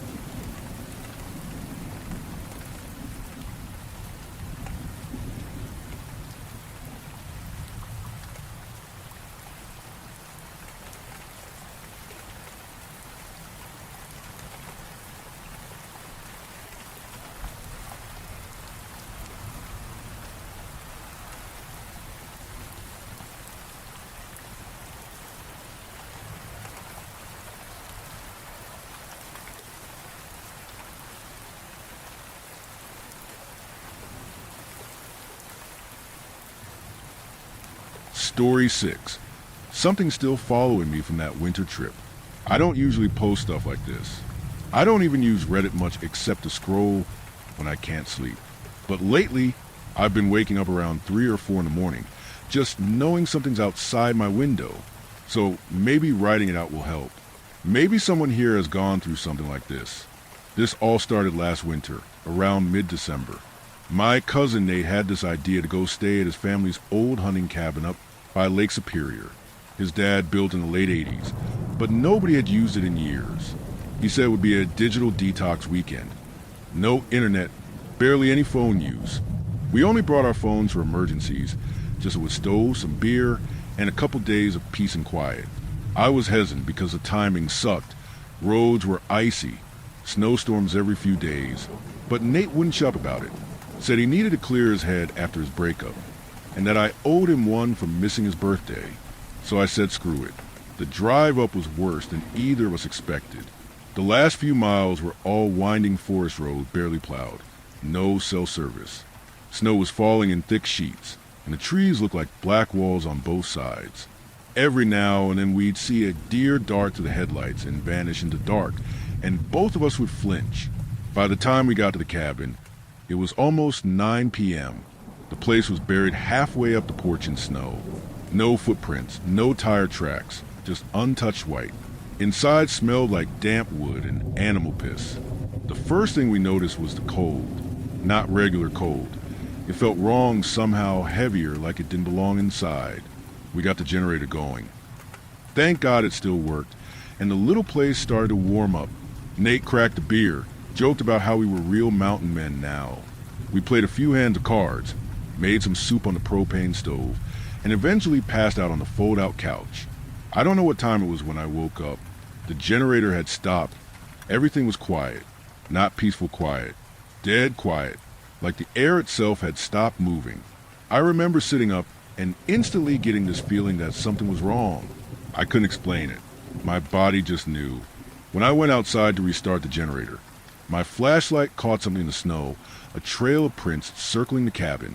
Barefoot, human-shaped but off somehow. The toes were longer, the stride uneven, like whoever made them had been dragging one leg. They went all the way around the cabin and disappeared into the woods. I woke Nate up. He stumbled outside with me, half asleep, swearing I was overreacting, until he saw them himself. He crouched down and looked closer, and I swear I saw his breath catch when he realized how deep they went, like whoever made them wait a lot. We locked the doors, piled some firewood in front of the entrance, and tried to pretend it was fine. We barely slept. The next morning the snow had stopped, but the air felt heavier. There was a strange smell, not quite rot, not quite metal, but sharp enough to burn in your nose. We ate a quick breakfast and decided to leave early, but when we went outside, the truck wouldn't start. The battery wasn't just dead, it was gone, like it had been pulled out cleanly. The weirdest part? The hood wasn't even damaged. The latch was still locked, like something had just lifted it open. There were drag marks in the snow, leading off toward the trees. He grabbed a hatchet from the shed and said he was going to follow the tracks, just a little way. I told him not to, that we should stay put until someone found us. But he was stubborn like that. He didn't come back. I waited for maybe 20 minutes before I went after him. There were new prints now, his mix with the others. I followed them about 20 yards before the trees got thicker and the light dimmed. Then I noticed the smell again, stronger this time. Something was hanging from a branch ahead, part of Nate's flannel sleeve, torn clean off, and below it, the snow was soaked dark. At least it looked like blood. Later, when the snow melted and refroze, it was gone. Maybe that's why the search team didn't find any sign of it, but in that moment, it was enough to make me freeze in place. That's when I heard him, or at least, I thought it was him. He said my name, soft at first, then louder. It sounded like it was coming from deeper in the woods, but the echo didn't sound right. It was like the voice was inside my head instead of around me. Nate had shouted my name earlier when he left, so at first I thought maybe he was still close. I called back, but there was only silence. Then I saw it. It was standing between two trees, hunched but still taller than any person should be. Its skin was stretched tight, grayish, and thin enough to show ribs. The head looked human at first, but the jaw was too long, like it had been broken and never healed. When it opened its mouth, I could see black around its gums, and something wet and red dripping from the corners. It stepped forward, and the sound it made wasn't footsteps. It was more like cracking branches inside the snow. I don't remember running, but I must have. I just remember the feeling of my lungs tearing apart in the cold air, and the moment I saw the road, a narrow stretch of white cutting through the trees. I didn't stop until I hit pavement, maybe 2 miles away. When I finally got to a gas station, I called the sheriff's office. They told me the roads were blocked by fallen trees, and they couldn't get a plow up there until the storm cleared. They sent a team 2 days later, once it was finally passable. They found the cabin. They found the truck. They found Nate's phone, frozen and half buried about a mile from property. But no Nate, no blood trail, nothing else. They said, maybe a bear got him. I didn't argue. That was 8 months ago. I've moved 3 times since then. Different cities, different apartments. I don't tell people why. I don't even tell my family the full story. They think I'm still dealing with trauma and making things up in my head. Maybe they're right. But sometimes I wonder if it followed my scent, or if I brought something back from that place without realizing it. 2 nights ago, I woke up around 3:47 a.m. Someone was whispering my name from the hallway. I live alone. When I finally got the courage to look, the whispering stopped. But right under my bedroom window, on the patch of frozen mud, there were footprints. Barefoot, human-shaped, and just slightly too long. Like the same ones from that night in the snow, perfectly preserved. Like whatever made them hadn't walked here. It had just appeared.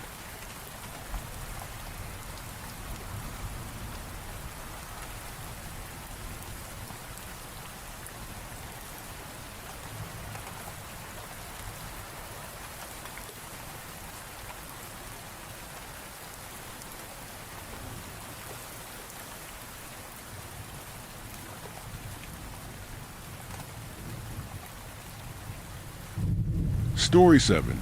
I am not insane. That much will be clear. I need you to message my doctor to advocate for my release. I want my life back. I am forced to post this because of the flat refusal of my doctor to accept my version of events. The truth. I believe you will read this. Understand I am logical, rational, sane, and surely support my release. It might only take a few minutes of your time, but it would mean I would get my life back. Please message the hospital at the email I've left at the end.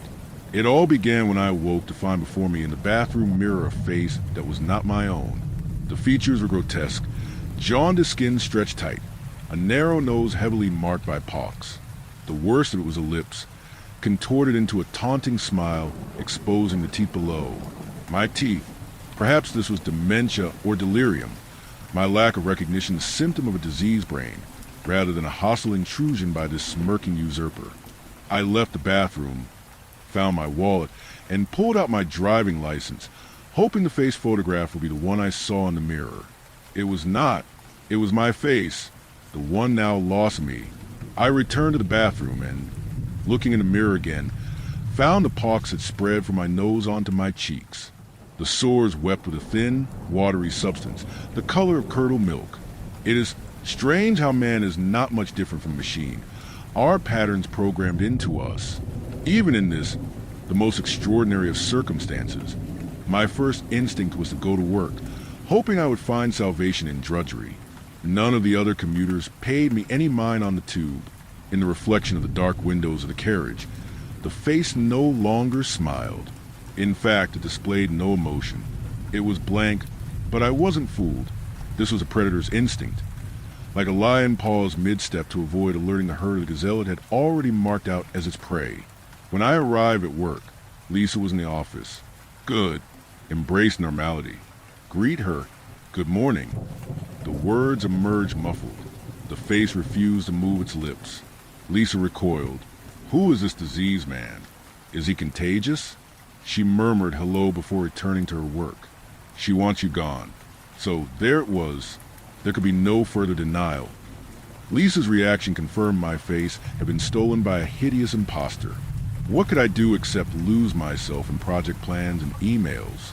One by one, as my colleagues entered the office, people I had known for years, the very air of the room changed as they looked upon this deformed stranger they found among them. Stolen stares gave way to hushed whispers. What does he want?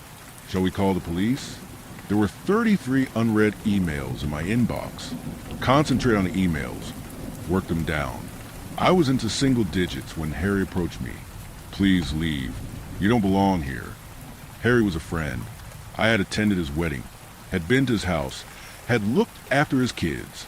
All our history instantly rendered irrelevant as he gazed upon the face. He winced as I tried to speak. Those foreign lips still refused to part, forcing me to shout my words past him. It's me, John. I'm sorry, but John is a colleague and a friend of mine. You are not John. What could I do to convince him? I was born in Plaistow. You're married to Susan. Last year I was project manager on it, and so it went. My desperate attempts to convince him to no avail. He asked me to leave. Again, perhaps you would have fought harder, expounded more on your shared history.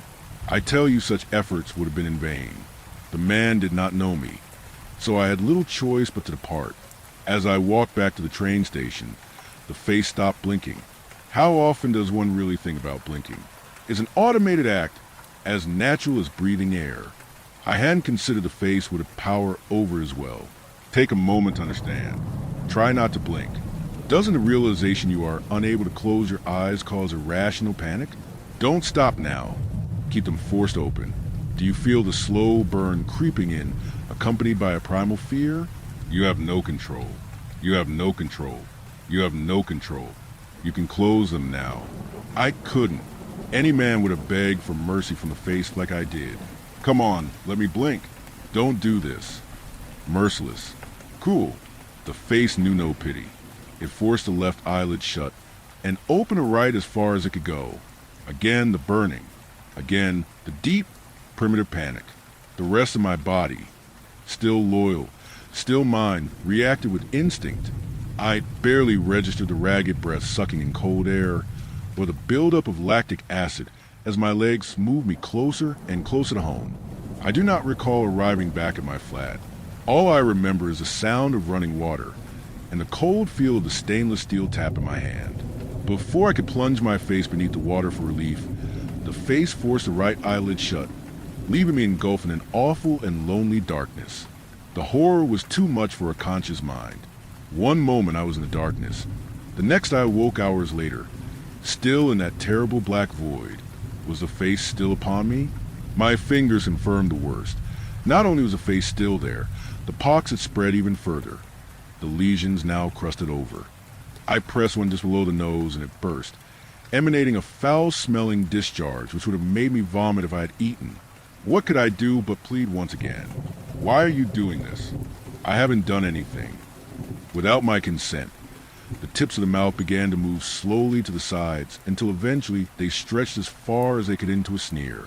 A deep ache ran from my jaw into my neck, the face in total control and relishing its dominion. Finally, I understood. The face wanted to kill me. It would deprive me of water, dry me out, my last moments consumed by thirst. Then, when I lay in my grave, it would remain, contorting and twisting, relishing in my defeat. No, I would not go alone. We would go together. The kitchen. The thousands of journeys from the bathroom to the living room to the kitchen, which I had never paid any mind, now enabled me to find my way there. Blindness be damned. My legs took me where I needed to go. I knew if I reached out to my right, I would feel the cold laminate surface below my fingers. I did. Running my fingers to the left led them to the plastic base of my kettle, where directly below was a cutlery drawer. As I opened it, the metal inside clanged loudly. There were 3 sections in the drawer, forks on the right, spoons in the middle, and knives on the left. There was one knife I needed, the one I wrapped my hand around, my liberating instrument. It had a large wooden handle. So unlike my other knives, so much easier to discern, so much sharper. I began with the eyelids. The face tried to stop me, keeping the left eyelid pushed firmly down. Its efforts were feeble. Hardly any strength was needed to pull it open. I pierced a thin sheet of skin and slashed it away with a quick flick of the wrist. It came apart so easily, like cheap one-ply toilet paper. Pain swept backwards through my skull, and I heard a loud, distant scream. It took me a moment to realize it was coming from me. No, not me. The face. I laughed. Oh, how I laughed, drowning that pathetic scream out. The right eyelid went the same way. Warm blood ran down past my cheeks and onto my chin, but I didn't care. I could see. Next were the lips which had gloated so proudly. As I pulled the bottom lip out toward the blade, the face desperately tried to pull it back. Pointless. A quick jab, and the lip was skewered upon my knife. It was slightly tougher than the eyelids, although not too tough. Tearing away both lips felt like stripping pulled pork. Now for what remained of the face. I started at the hairline, placed the blade horizontally and shaved downwards, peeling away the face piece by piece. That is what I remember most. The sound of each scrape as I rid myself of it. Was I in pain? Of course, but also triumphant, euphoric, my foe vanquished. The deed completed, I found myself staring up at the kitchen light. I thought about a jam sandwich my sister had shoved into my orange juice when I was a little boy, and how it had looked the next morning, soggy floating clumps of strawberry and bread. I didn't die. The neighbors heard the whole commotion, and I awoke in the hospital.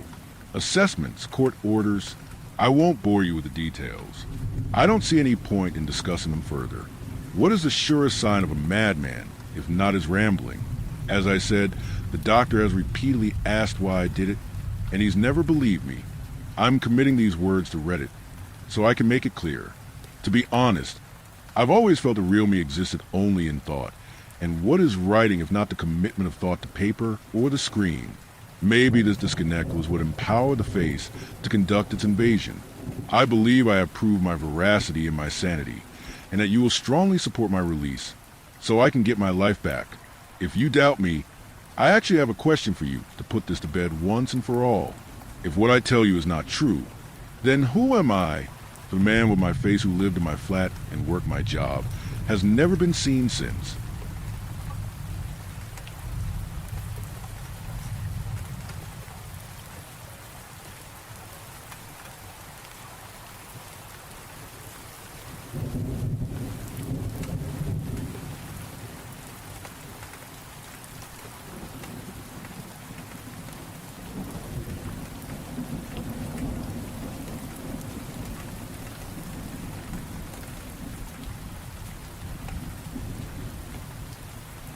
Story 8. My best friend's name was Mr. Pallywag. Children ask a lot of questions, but they're never the right ones. For example, when I was a kid, I never asked my parents why we had to live in the middle of the woods. I never asked why our neighbors lived so far away, or why none of them had children, and I never asked why we had to turn off all the lights before sundown. I never suspected something was off, because my parents were smart about it. They treated the lights rule like it was normal. So I did too. They even made a game out of it. Every sundown the three of us would race around the house, scrambling to see who could turn off the most light switches. What could have been a traumatic memory was transformed into whimsical fun, but you can only cheat the inevitable so many times. One night, Dad was working late, Mom lost track of time for some reason, and I was distracted by my bionicles. The setting sun didn't cross my mind until Dad burst through the front door in a panic. I looked up, startled by the sudden entrance, and saw the sky behind him was pitch dark. "Honey, turn off the lights." Dad barked as he dashed to the nearest light switch. My parents scrambled through the house in a panic, but I stayed calm. Thinking about it now, their urgency should have frightened me, but I was naive and invested in my game. So I continued playing till the house went completely dark. Reluctantly accepting that it was time for bed, I gathered up my Lego warriors and put them where they wouldn't get stepped on. Once all of them were safely accounted for, I looked out a nearby window and noticed twin lights staring out of the trees. At first, I was scared, but as my eyes adjusted to the dark, I realized it was just some critter out for an evening stroll. I knew that animals roamed the woods at night, but I'd never seen one get that close to the house before. Overcome by childish excitement, I waved hello to it. It waved back. "Carson," Dad hissed, doing his best to stay quiet. "Where are you at, bud?" "Sure." I whispered back. "You'll scare it off." "What?" Dad bolted into the room, his footsteps a clumsy contrast to the stillness of the night. I looked away from the window to shush him. When I turned back, the thing was gone. "Never mind, Dad," I said with a shrug. "It ran away." Dad sighed in relief and picked me up. I felt his heartbeat thunder in his chest as he checked to make sure the window was shut. "Don't worry about it," he whispered in a strained voice. "Come on, let's get to bed." Mom and Dad had me sleep with them for some reason, but otherwise the rest of the night was completely normal. There was no cataclysm, no punishment for breaking the rules, no ominous sense of dread lingering over the house. Life continued on normally, unaffected by the night's mistake. My parents were nervous at first, but laughed it off after a week or two. They never suspected something was off because Mr. Pallywag was smart about it. I still remember the day Mr. Pallywag introduced himself. Mom had left me my own devices again. So I went out to the backyard and invented some game to keep myself occupied. Whatever I'd come up with must have been good, because I was so absorbed in what I was doing it took me a while to realize someone was watching me. For a while, I pretended it was my imagination, but when I couldn't ignore the feeling of eyes peering out from the woods any longer, I stopped and scowled at the trees. Quit being weird. I shouted, my courage bolstered by youthful ignorance. Come on out. In response to my demands, a large bipedal creature shuffled out from the tree line. It was covered in a shaggy coat of gray fur, and its small, dark eyes reminded me of a great white shark's. It would have been frightening if not for the pork pie hat lightly perched on top of its head. Between the hat and its spotless white gloves, it looked more like a cartoon character come to life than an animal. Hello, the creature said with a shy, friendly wave. Do you live here? Uh-huh. Oh, good. I'm your neighbor, Mr. Pallywag. Sorry it took so long for me to introduce myself. What's your name? Carson. It's a pleasure to meet you, Carson. Are your parents home? Mom is, so you should stay back. She doesn't like it when animals get too close to the house. Mr. Pallywag frowned, which made him look even more cartoonish. I couldn't help laughing at his expression. I don't see what's so funny. Mr. Pallywag huffed. I'm not an animal. I'm a respectable citizen. I'm sorry. You made a funny face, that's all. Oh, that's not a funny face. This is. Mr. Pallywag stuck out his tongue and bulged his eyes. It looked so goofy, I nearly passed out from laughter. I laughed so loudly, Mom popped her head out the window and asked me, "What's so funny, Carson?" Mr. Pallywag made a funny face. Mr. Pallywag, yeah, don't you see him? Mom scanned the trees, a frown firmly etched on her face. I looked behind me to find that Mr. Pallywag had disappeared. That's weird, I said. He was right here. Honey, who's Mr. Pallywag? He's a big, furry monster wearing a hat. You can't miss him. Oh, Mom sighed, relieved. He's imaginary then. Part of me wanted to argue, but I stayed quiet. If Mom didn't want to believe Mr. Pallywag was real, that was her choice. Nothing worth arguing over. Besides, adults always hated being wrong. An argument could only end with me getting dragged inside. Well, I'll leave you boys to it. Have fun, okay? Okay. Mom went back to whatever she was doing. Once he was sure she wouldn't come back, Mr. Pallywag popped out from behind a tree and grinned at me.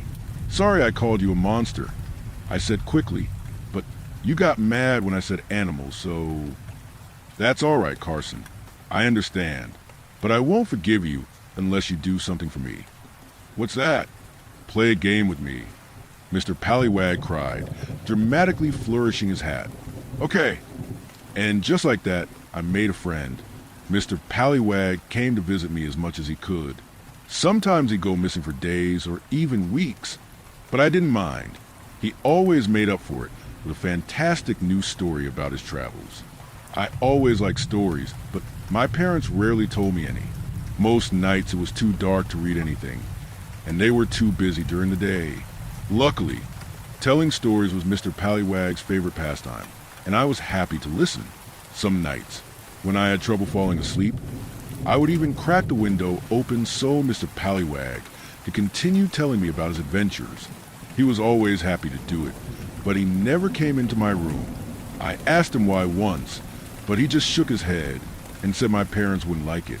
That makes sense to me now, but at the time I thought it was silly. Mom didn't mind Mr. Pallywag at all. Dad did it first, but then one night he and Mom had a fight about it. It got really intense until Mom said it was perfectly normal for a kid with no friends to make one up. That made Dad go quiet. He didn't say anything about Mr. Pallywag again. I can't blame my parents for thinking Mr. Pallywag was imaginary. He was very good at hiding. In fact, he was so good that at first I tried to make a game out of catching him. Look, Mommy, I'd squeal with delight. He's behind the swing set. No, now he's behind the sandbox. But eventually, I let him hide without calling attention to it. He was quiet as the wind and quick as a fox, and nobody could find him if he didn't want to be found. I also got the feeling something bad would happen if my parents caught him. I didn't want that. He was my best friend. Most of the time, Mr. Pallywag was content to play in my backyard, but he asked me to come into the woods with him twice. The first time happened because Mom yelled at me. Before I tell this part, I want to make it clear that Mom was not abusive. That said, she wasn't exactly Mother of the Year either. There were mitigating circumstances, granted. She didn't have a lot of friends, and we didn't leave the house much because of our isolation. Most days she was either alone or only had me for company.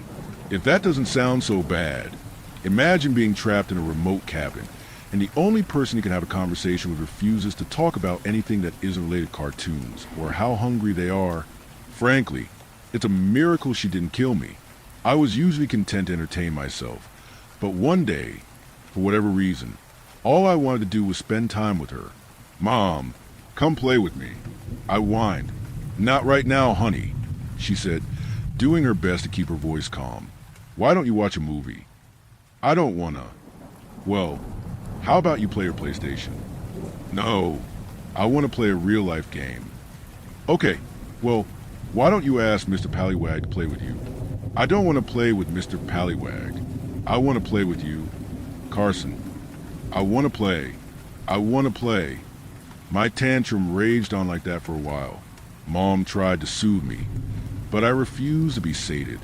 Finally, she snapped and shouted enough. The force of the shout shut me up immediately. "I can't play with you right now, Carson. I need some time to myself, okay?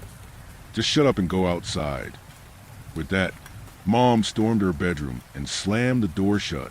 Tears welled up in my eyes as I scurried outside. It was my first rejection. I remember it better than my first kiss. For what felt like hours, I sat on my swing set and bawled. If Mom noticed, she didn't come out to comfort me. Odds that she was just holed up in a house somewhere. But at the time, it felt like she was actively ignoring me. "Hey, Carson." Mr. Pallywag's sudden appearance didn't surprise me. He'd made a habit of showing up out of nowhere. Normally, I pretended to be surprised, but I was so depressed I couldn't summon the energy for it. "Carson?" Mr. Pallywag asked. "You okay?" And Mom yelled at me. I choked out between sniffles. "Oh no, come here, bud. It's okay." Mr. Pallywag opened his arms and wrapped me in a big hug. I always liked Mr. Pallywag's hugs. It was like hugging a big warm pillow. There was something else about them too, something that made you feel safe and protected, kind of like falling asleep. "Tell you what," Mr. Pallywag said when I calmed down enough. "How about we do something special today?" "Special?" "Yeah, I'm going to show you the best spot in the entire forest." "I don't know. Mom and Dad said I can't go into the woods because it's dangerous." "That's not true," Mr. Pallywag replied as he patted my head. "They said you can't go into the woods alone. You're not alone if I'm with you, right? Besides, they won't even know you're gone if we're quick enough." For a moment, I hesitated. I was a good kid. I always followed the rules.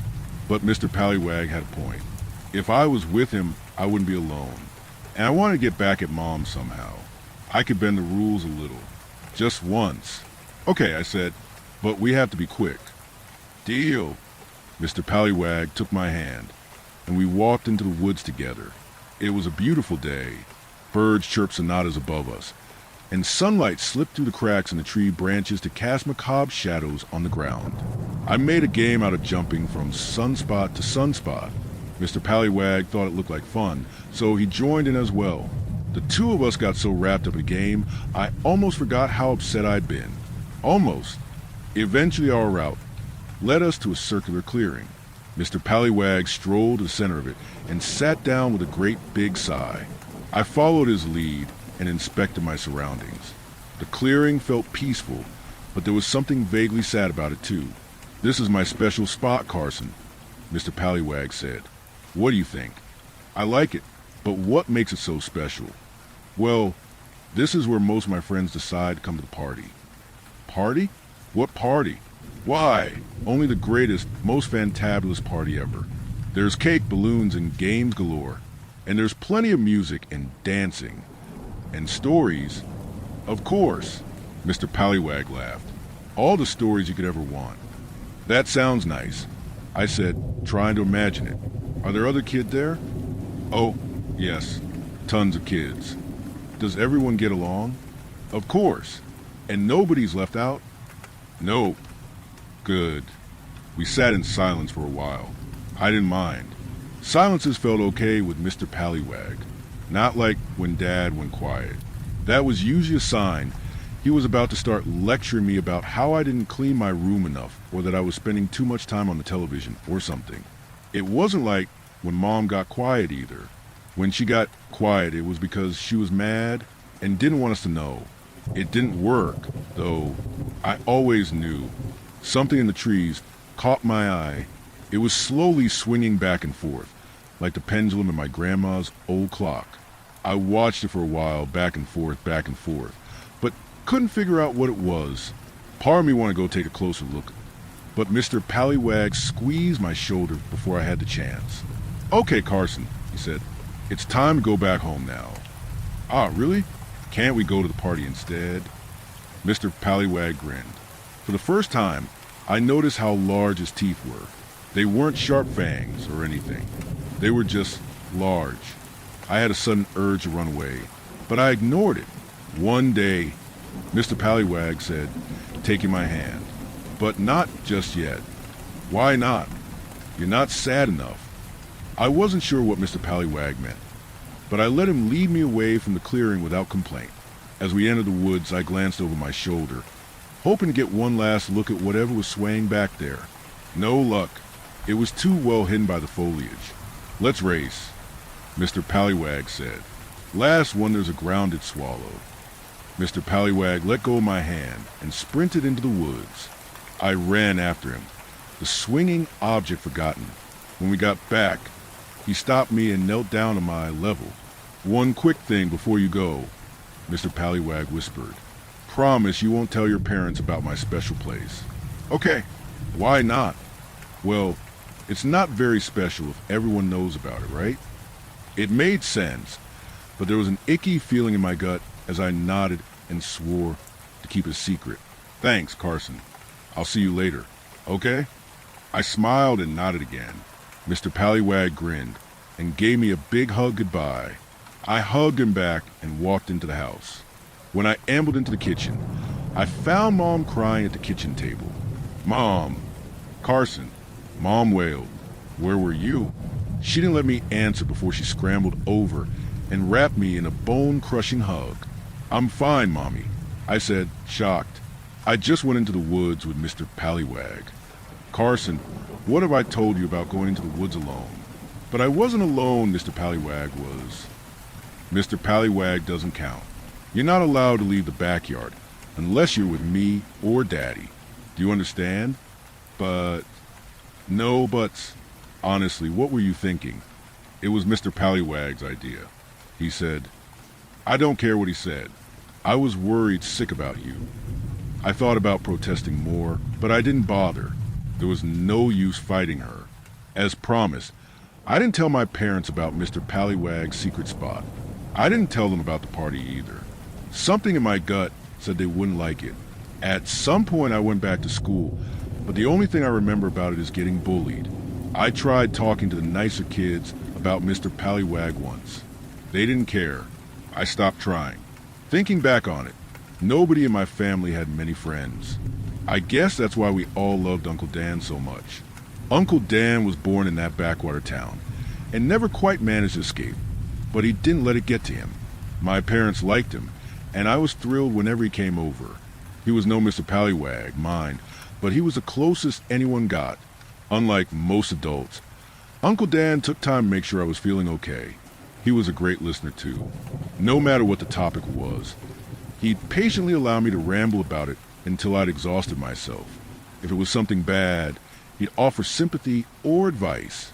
If I was just talking about Power Rangers or my latest video game, he'd run his fingers through his thick red beard and let out a low whistle of amazement. Wow! He'd say in a tone implying I'd solve world hunger. That really is something, kiddo. Thanks for sharing. When most people said stuff like that, I knew they were only saying to humor me. Uncle Dan was special because I believe him. One time I asked Uncle Dan why he liked talking to me so much. He got real serious and said it reminded him of spending time with his daughter. I asked if I could meet her sometime. He got real quiet and shook his head. I didn't ask about her again. For some reason, the one thing I didn't tell Uncle Dan about was Mr. Pallywag. In fact, he might never have known if I hadn't shown him my drawing. It was just a crayon scribble of Mr. Pallywag waving hello. But I'd gotten the hat just right, and I was proud of my work. Obviously, the next time Uncle Dan came over, I made a priority to show him my masterpiece. Uncle Dan, look at what I drew. I chirped as I shoved the drawing at him. Carson, Dad scolded, smiling despite himself. Give him a second to breathe. That's all right, Keith, Uncle Dan chuckled. Let's see what Picasso whipped up for us. Uncle Dan ruffled my hair and took the drawing. The second he saw what it was, his smile vanished. I waited for him to say something. Suddenly self-conscious. He was quiet for so long I looked at Dad for reassurance. He looked just as confused as I was. Uncle Dan, I asked, It's great, Carson, Uncle Dan replied, his hands and voice shaking. Great job. What's this fella's name? Mr. Pallywag. Uncle Dan's face went pale. That's fun, he said in a low, emotionless voice. Carson, would you excuse us for a moment? There's something I need to talk to your dad about. Okay. Unnerved, I left the room. I'd never seen an adult act like that before. I knew I shouldn't have eavesdropped, but I was so worried about Uncle Dan, I stopped by the doorway to listen in. Jesus, Dan, what's wrong? You look pale. How long has Carson been talking about this thing? I'm sorry, Mr. Pallywag. How long? Oh, right. A couple of months, I think. Months. Uncle Dan yelled. Yeah, the kid's got an imaginary friend. So what? Have you been leaving the lights on? No, of course not. Well, okay, we did once. But that was... Fuck. Mom must have walked in, because I heard her ask, what's going? Dan, are you all right? You have to move, Uncle Dan insisted.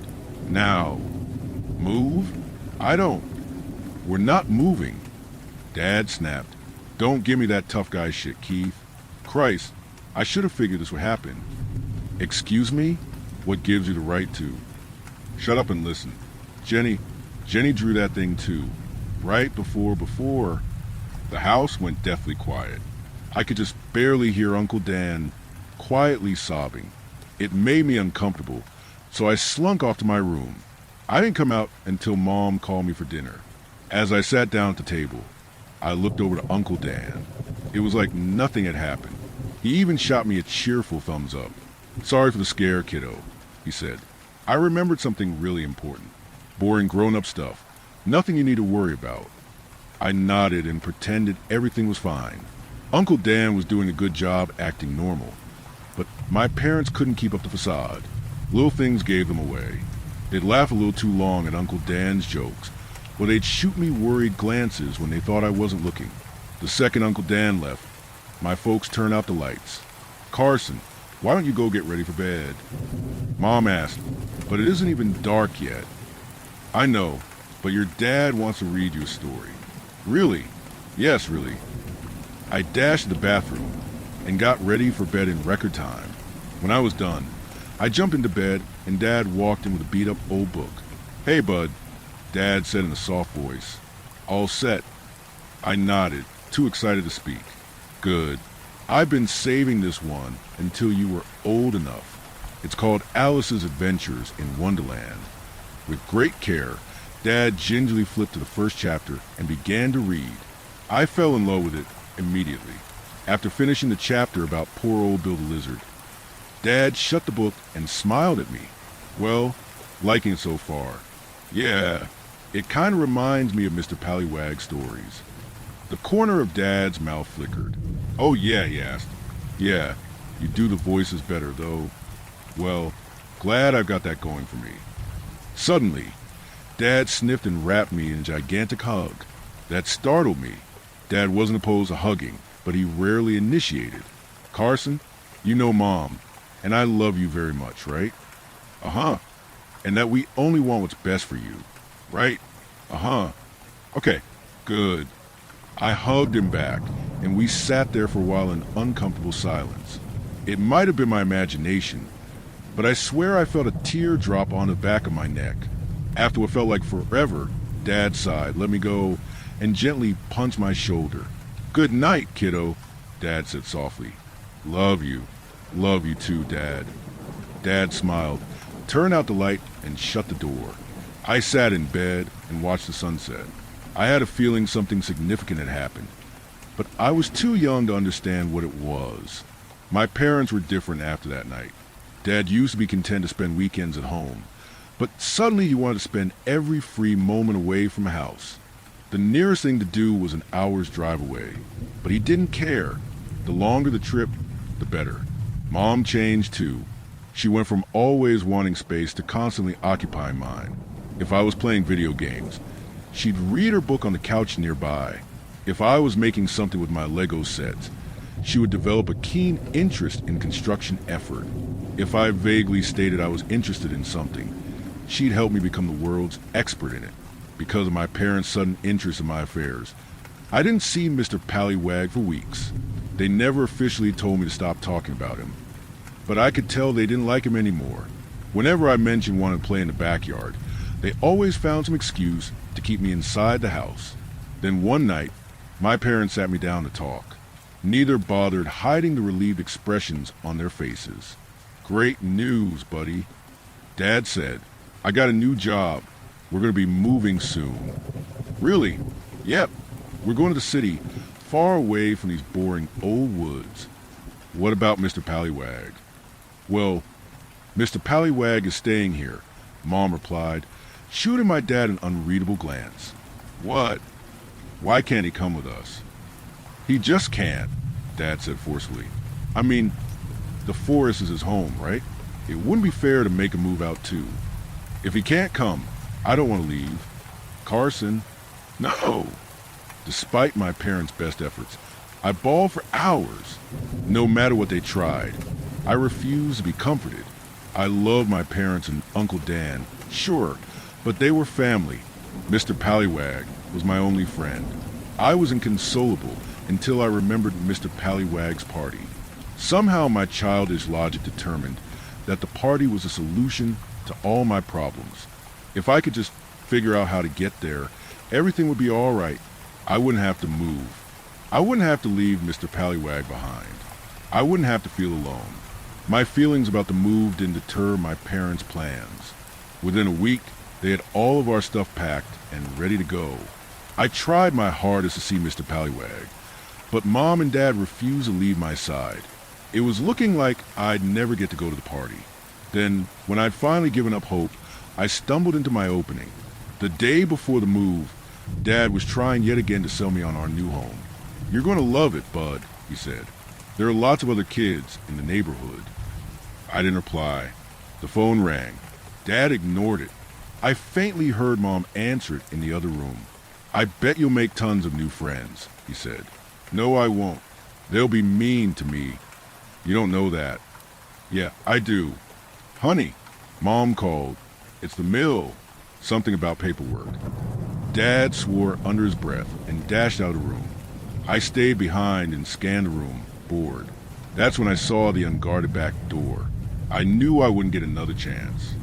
I crept to the door and opened it as quietly as I could. After making sure my parents weren't coming, I scanned the trees for any signs of life. Mr. Pallywag? I whispered. Mr. Pallywag, are you there? Sure. Over here, Carson. Quick. Without thinking, I bolted into the woods. I didn't get far before something strong and furry yanked me behind a tree. It put a hand over my mouth and shushed me.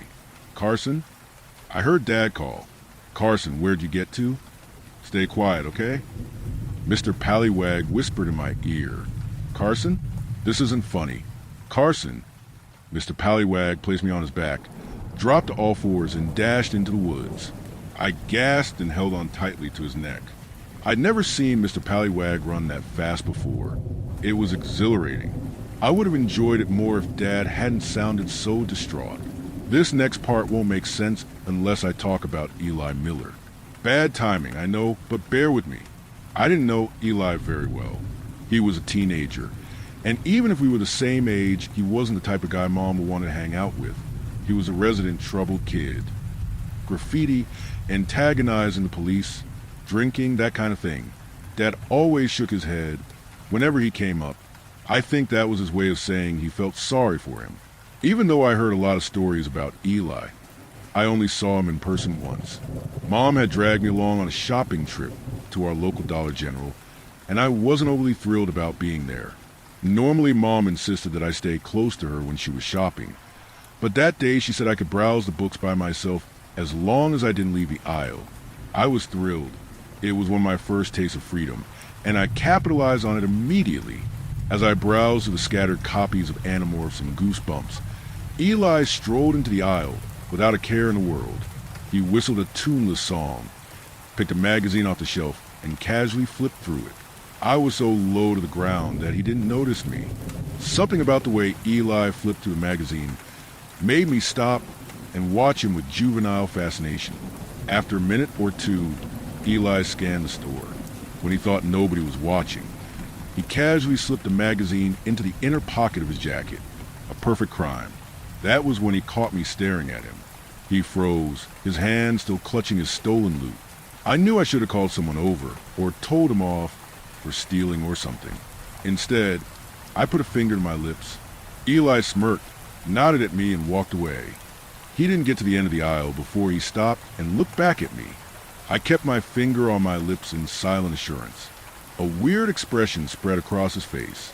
He rocked on the balls of his feet and kept glancing from me to the door. He was home free, and he knew it. And yet, Eli shut his eyes and sighed. He removed the magazine from his pocket and put it back on the shelf. I cocked my head, confused. "Don't steal, kid," Eli whispered. I smiled at him and nodded. He shot me a wink and left the store.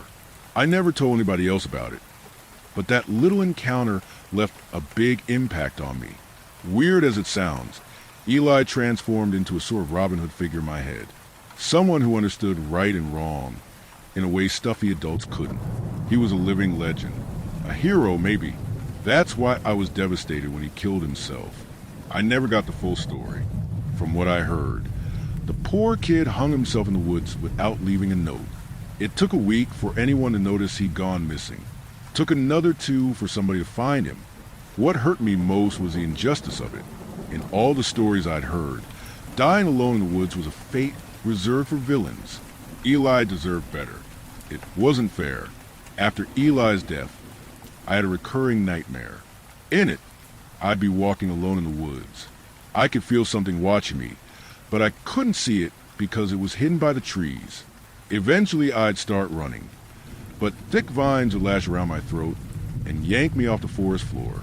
The vines would lift me off the ground by the neck, higher, higher, and the higher I got, the harder it was to breathe, and I would choke and choke and choke until I finally woke up, panicking and screaming. I still have that nightmare sometimes. Mr. Pallywag didn't stop running until we reached his secret spot. I gave him a moment to catch his breath, then climbed off and wrapped him in a massive hug. "I missed you," I whispered. "I missed you too. I'm moving away tomorrow." "I know. I don't want to leave," I sniffled. "Can I go to the party instead?" There was a brief pause. "Oh, I don't know," Mr. Pallywag said with calculated indifference. "I'm sure you'd have much more fun living in your fancy new house in the city." "No, Mr. Pallywag. I don't want to move. I want to stay here with you." "More than anything?" I nodded. "More than anything in the whole wide world?" I nodded again and looked up to see Mr. Pallywag's expression. He was grinning, and there was a triumphant expression in his dark eyes. "Well, if you're absolutely sure," he said, "I guess I can arrange it. But there's a few things we have to do first." "Like what?" Mr. Pallywag pulled off his hat and rummaged around inside it. "Let me see, it's around here somewhere. Ah, there it is." With solemn dignity, Mr. Pallywag pulled a long, thick rope out his hat. The rope kept going and going, to the point where I laughed at how absurdly long it was. Mr. Pallywag laughed too, and ended the bit by dumping the rest onto the ground. Then, suddenly serious, he picked up one end of the rope and held it where I could see. "Watch carefully, Carson," he said. "You have to get this just right, or it won't work." I paid close attention as Mr. Pallywag slowly tied a knot with the rope. It wasn't very complicated, a couple simple moves, and he'd made a knot which left a big loop at the end. When he was done, Mr. Pallywag undid the knot and handed me the rope. "Easy, right? Now you try." Slowly, I copied Mr. Pallywag's technique. My knot looked just like his when I was done. He took the rope and gave it a couple firm yanks. The knot held. "Great job, Carson. You're so smart. Now watch this." Mr. Pallywag held up the rope and snapped his fingers. To my amazement, the inside of the loop shimmered, blurred together, and rearranged into strange, kaleidoscopic shapes. "Wow!" I exclaimed. "Is that magic?" "Of course it is, Carson. Not only that, it's a portal that goes directly to the party. Here, have a look." Mr. Pallywag held out the rope, and I leaned in closer to see. There was a large room on the other side of the portal. The room was brightly decorated and filled wall to wall with people. Most of them were kids. No sound came through the portal, but I could see people having animated conversations and laughing. What a party it was. It was everything I'd hoped it would be. There was cake and pizza, and a ton of TVs with all my favorite movies and games on them. Everyone was having so much fun. I didn't see anyone who looked excluded or bullied or unwanted. It was like something out of a dream. A red-haired girl on the other side of the portal noticed me and enthusiastically waved hello. I waved back. The girl pointed me out to some of the other party-goers, and they all began beckoning me over. I couldn't hear them, but I could see their mouths moving as they shouted encouragement. For some reason, I couldn't stop staring at the girl. She looked vaguely familiar, but Mr. Pallywag yanked the rope away before I could figure out why.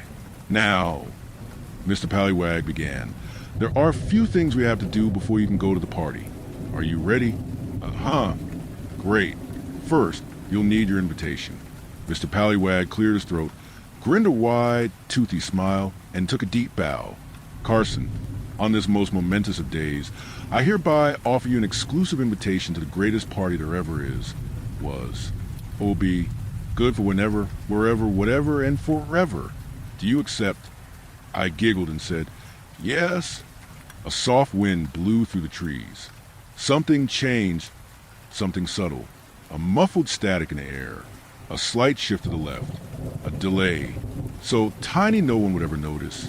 The only word I can think of to describe it is magic settling in.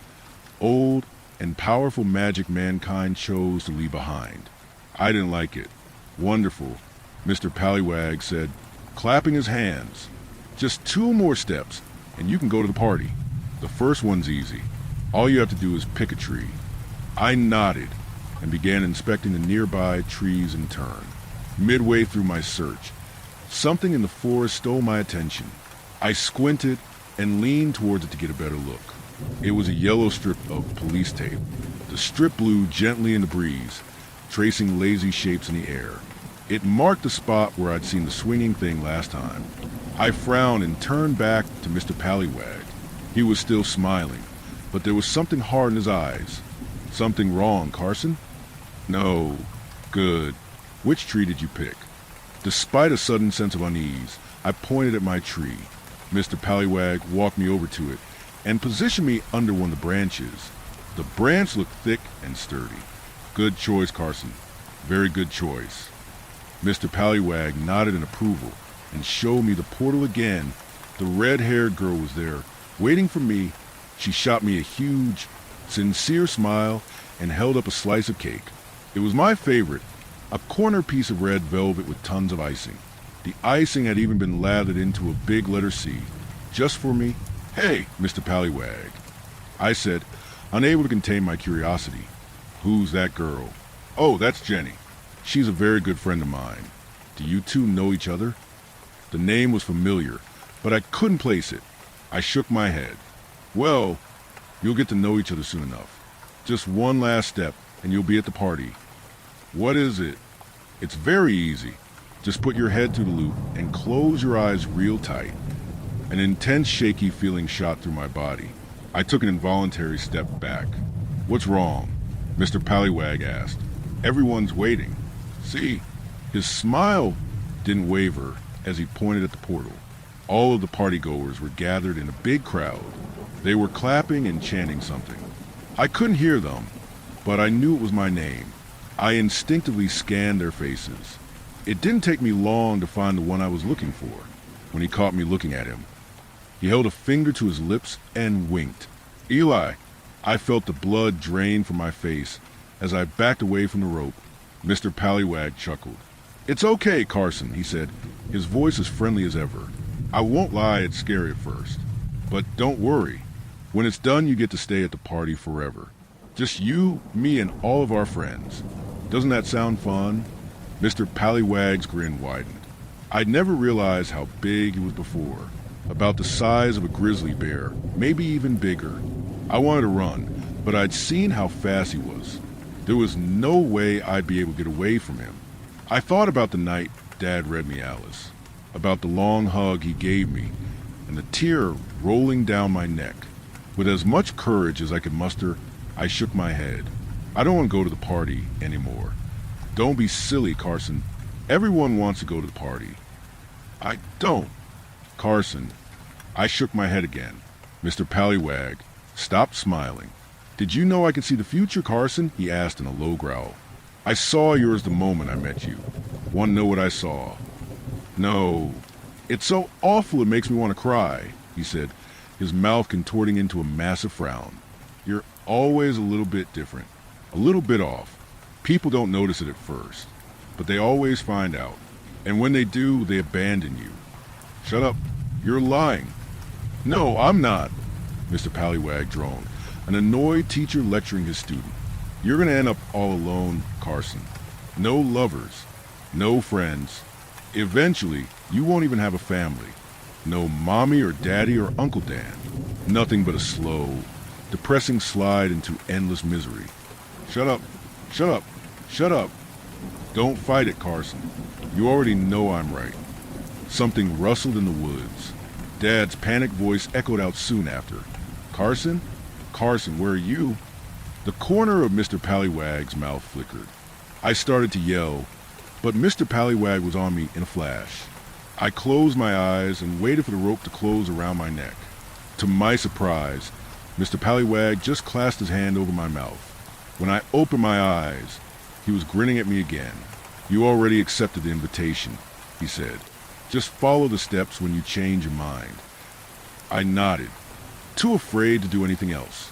Mr. Pallywag chuckled, uncovered my mouth, and walked away. Goodbye, Carson. See you soon. In the blink of an eye, Mr. Pallywag was gone. Dad burst out of the trees moments later. When he saw me, he nearly bowled me over and wrapped me in a hug, so tight I thought my spine would snap. Thank God. Dad kept whispering. Thank you, God. Thank you. I didn't say anything. Dad took me home. Mom held me close, and none of us ever discussed the incident again. We were too relieved to jinx the miracle.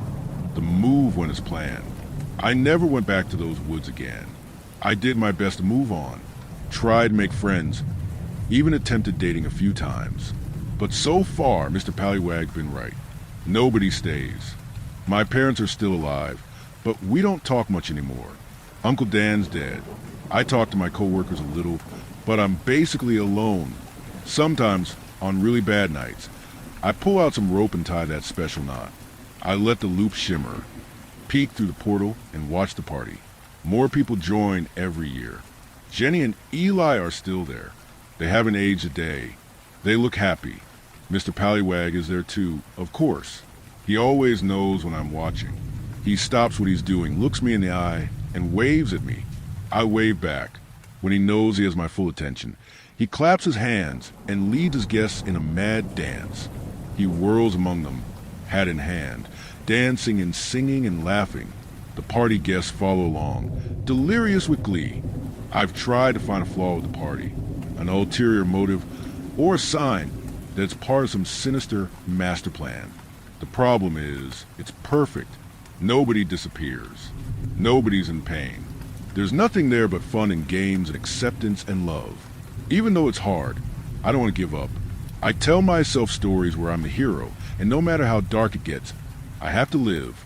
It's worked for a while, but every year gets harder.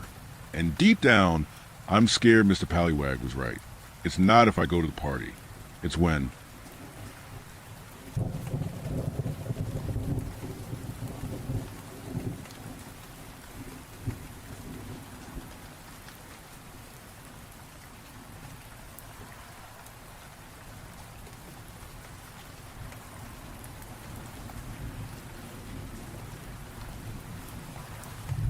Story 9. If you see a pristine house in the middle of the woods, don't go near it. It's finally happened. The event to make me delete that stupid random whatever app. I dealt with a weird dead-end road by the side of a railway, a creepy house with eyes painted all over it, and even a crazy guy with a very convincing bird call. But this is my last straw. This morning, I was bored of hell and back, and decided to try out the app for the first time in a couple months. I pressed the little buttons, not really caring what it gave me, and eventually some coordinates popped up hovering over a patch of woods. Obviously, I'm not putting the coordinates here. Not super interested in doxing myself, and extremely not interested in sending anybody else into this mess I found. But I did write them down for myself. So after a few hours of hyping myself up and getting the regular essentials in my car, I headed out just past noon. The location was about an hour's drive, and I quickly realized most of this trip would be walking. After parking my car on the side of a relatively safe back road, I secured my bag and started on my way into the woods. Now, I'm no wimp when it comes to walking through forests, so I easily made my way around the untamed roots and overgrown grass. I kept my phone up as the GPS led the way towards what I was expecting to be absolutely nothing. I did also do all precautions. Texted friends my location, and what to do they didn't hear from me in the next 12 hours. I had means of defending myself, etc., etc. What I ended up finding was a clearing placed kind of awkwardly near the coordinates location. Looking back, I don't think the app was even leading me to the house. It just happened to also be there. Right in the center of that clearing stood the cleanest house I have ever seen in a forest. And I do mean a house, not a cabin, but a middle-class cookie-cutter suburban neighborhood house. Surrounding the house, in maybe a 20-foot radius, was this huge patch of just dirt, which met right up against the otherwise unkempt forest grass. I walked up to the dirt, honestly a little less interested in the house and more drawn to the wooden sign stuck in the ground just past the threshold. It was a list of rules, all printed in red against the birchwood planks, and at the top it read, "If you'd like to enter the house, please follow these rules." These were the rules. Rule 1. Your knock must be musical in some manner before you enter. Rule 2. Do not eat anything. Rule 3. The house is free to explore until the clock reads 7:15. After the clock chimes 7, times you have 15 minutes to either leave or sit and wait for your host. Underneath that rule, crushed between those words and the words of the following printed rule, was a statement scrawled in chalk. Leave out the back door. Rule 4. Your host will greet you. You must respond in kind. Rule 5. Please do not be rude. Rule 6. Your room is upstairs, second door on the right. Rule 7. You may leave upon the next chime of 7. Now I found this weird, obviously. My first thought was that this was some forgotten sideshow set, but why would it be so clean? And I mean clean, when I had gotten closer to it. It became increasingly clear that there was no dirt on the walls of the house. The roof looked freshly laid, not a leaf anywhere. The concrete of the porch seemed power washed. And because I have very little restraint over my curiosity, I went up to the door. In several long strides, I walked over that 20 feet of packed dirt and up the 3 steps to the porch. A rocking chair was the only furniture up there with me, creaking back and forth in the breeze, facing off in the direction I had come from. I focused on the door again.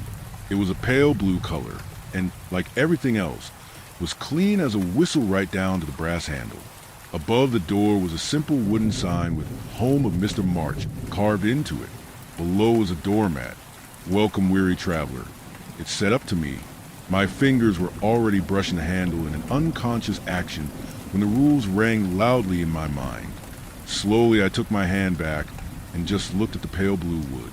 I wouldn't really have thought twice about that sign if it wasn't for the chalk scrawled on it.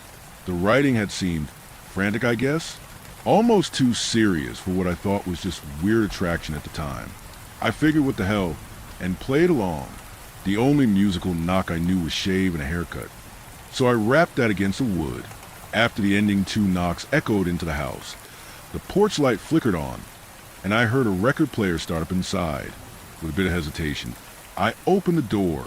The hinges didn't even squeak as the inside was revealed to me. I felt like I was being pranked or something. It looked like somebody had taken a dollhouse and shaken it around. First off, there was a grandfather clock not even 2 feet away from the door. I might have jumped, not gonna lie. Gently stepping around that, I checked out the rest of the first floor. The living room had a park bench instead of a couch, placed facing away from a mounted television. The dining room and kitchen were made up in a similar way, the most notable thing in either being the toilet propped up next to a counter like a step stool, and just like the outside, everything was spotless.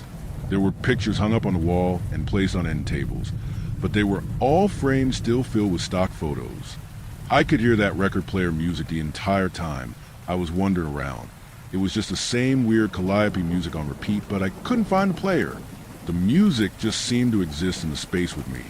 When I turned to check out the stairs, I saw that the grandfather clock had turned to face me, its clock face slowly ticking away the time.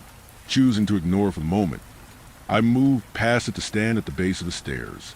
They at least had looked normal. And on the second to last step before me was a basket with a note written in neat calligraphy. "You must be hungry. Have a bite." In the basket was an array of candy bars. I ignored it and went up the stairs. I never reached the top.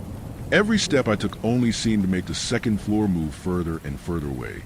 So I decided to cut my losses and return to the ground floor. Luckily I did, but off to the side of the landing was that clock. And as soon as my foot touched the final step, it began to chime. The arrowed hands looked down at me, the longer on the 12 and the shorter at 7. I questioned my reality with each chime. I had definitely gotten here several hours ago, but this was the only hour the clock sang about. The air felt like it was constricting around me with each chime, making my lightheaded by the time the 7th ring echoed throughout the house. I had stood there, transfixed by that piece of furniture, until the final waves of noise died out somewhere upstairs. You have 15 minutes to either leave or sit and wait for your host. I remember mumbling to myself as my eyes moved to the front door. My first thought then was of the sign and the chalk scrawling somebody had left who knows how long ago. My second thought was, it felt like the door was staring at me. There wasn't a window on the door. I don't think there was even a peephole, but I know when I'm being watched. And something was watching me on the other side of that plank of wood. I remember suddenly being in front of it. I don't remember taking the steps to do so, and I don't remember why I hadn't left by now, and leaning forward as if to open it. I heard breathing on the other side, more like panting, the sort of eager panting a dog makes after a long run, and at the promise of water, heavy yet fast-paced. By that point, whatever reverie the clock or the house itself had put me under snap, and I realized I didn't really want to wait around to see who my host was. I returned to the kitchen and looked at the back door. This door had a large window making up most of its structure, and I could see the dirt circle reach out around the house with the forest beyond it. Seeing the sun behind the trees solidified the fact of me that somehow I had been there almost all day. I just simply couldn't fathom how. Maybe I was on those stairs for longer than it felt, or maybe I had stumbled on the most obvious fade trap in the world. Either way, I was leaving right then. The door opened with absolutely no resistance, and I immediately went down the concrete steps awaiting me right outside. But as I left, I felt something scrape at my ankle. I saw the culprit when my head jerked down in shock. A large, rather out-of-place nail sticking out of the door frame had taken the pleasure of sticking itself into my skin. I didn't check until I was back at my car, but that nail had cut right through my jeans and left me with quite a bad gash just inches from my Achilles tendon. When I left the door, making sure it was closed well behind me, I walked straight across the dirt, then started the slow walk around the house to return to where I had emerged from the woods. I kept the house in my peripheral, Honestly, a little worried that if I looked away for even a moment, the whole building would just disappear. Because of this course of action, I was able to glimpse the front door just as I got to the tree line. I caught the briefest hint of something ducking into the door before slamming it shut behind it. I was going to just walk back to my car, not wanting to hurt my ankle any further, but my caution was abandoned and my feet picked up into a run when I heard the angriest scream echo behind me. So, I'll say this one time and hope you take it to heart. If you see a pristine house in the middle of the woods, don't go near it.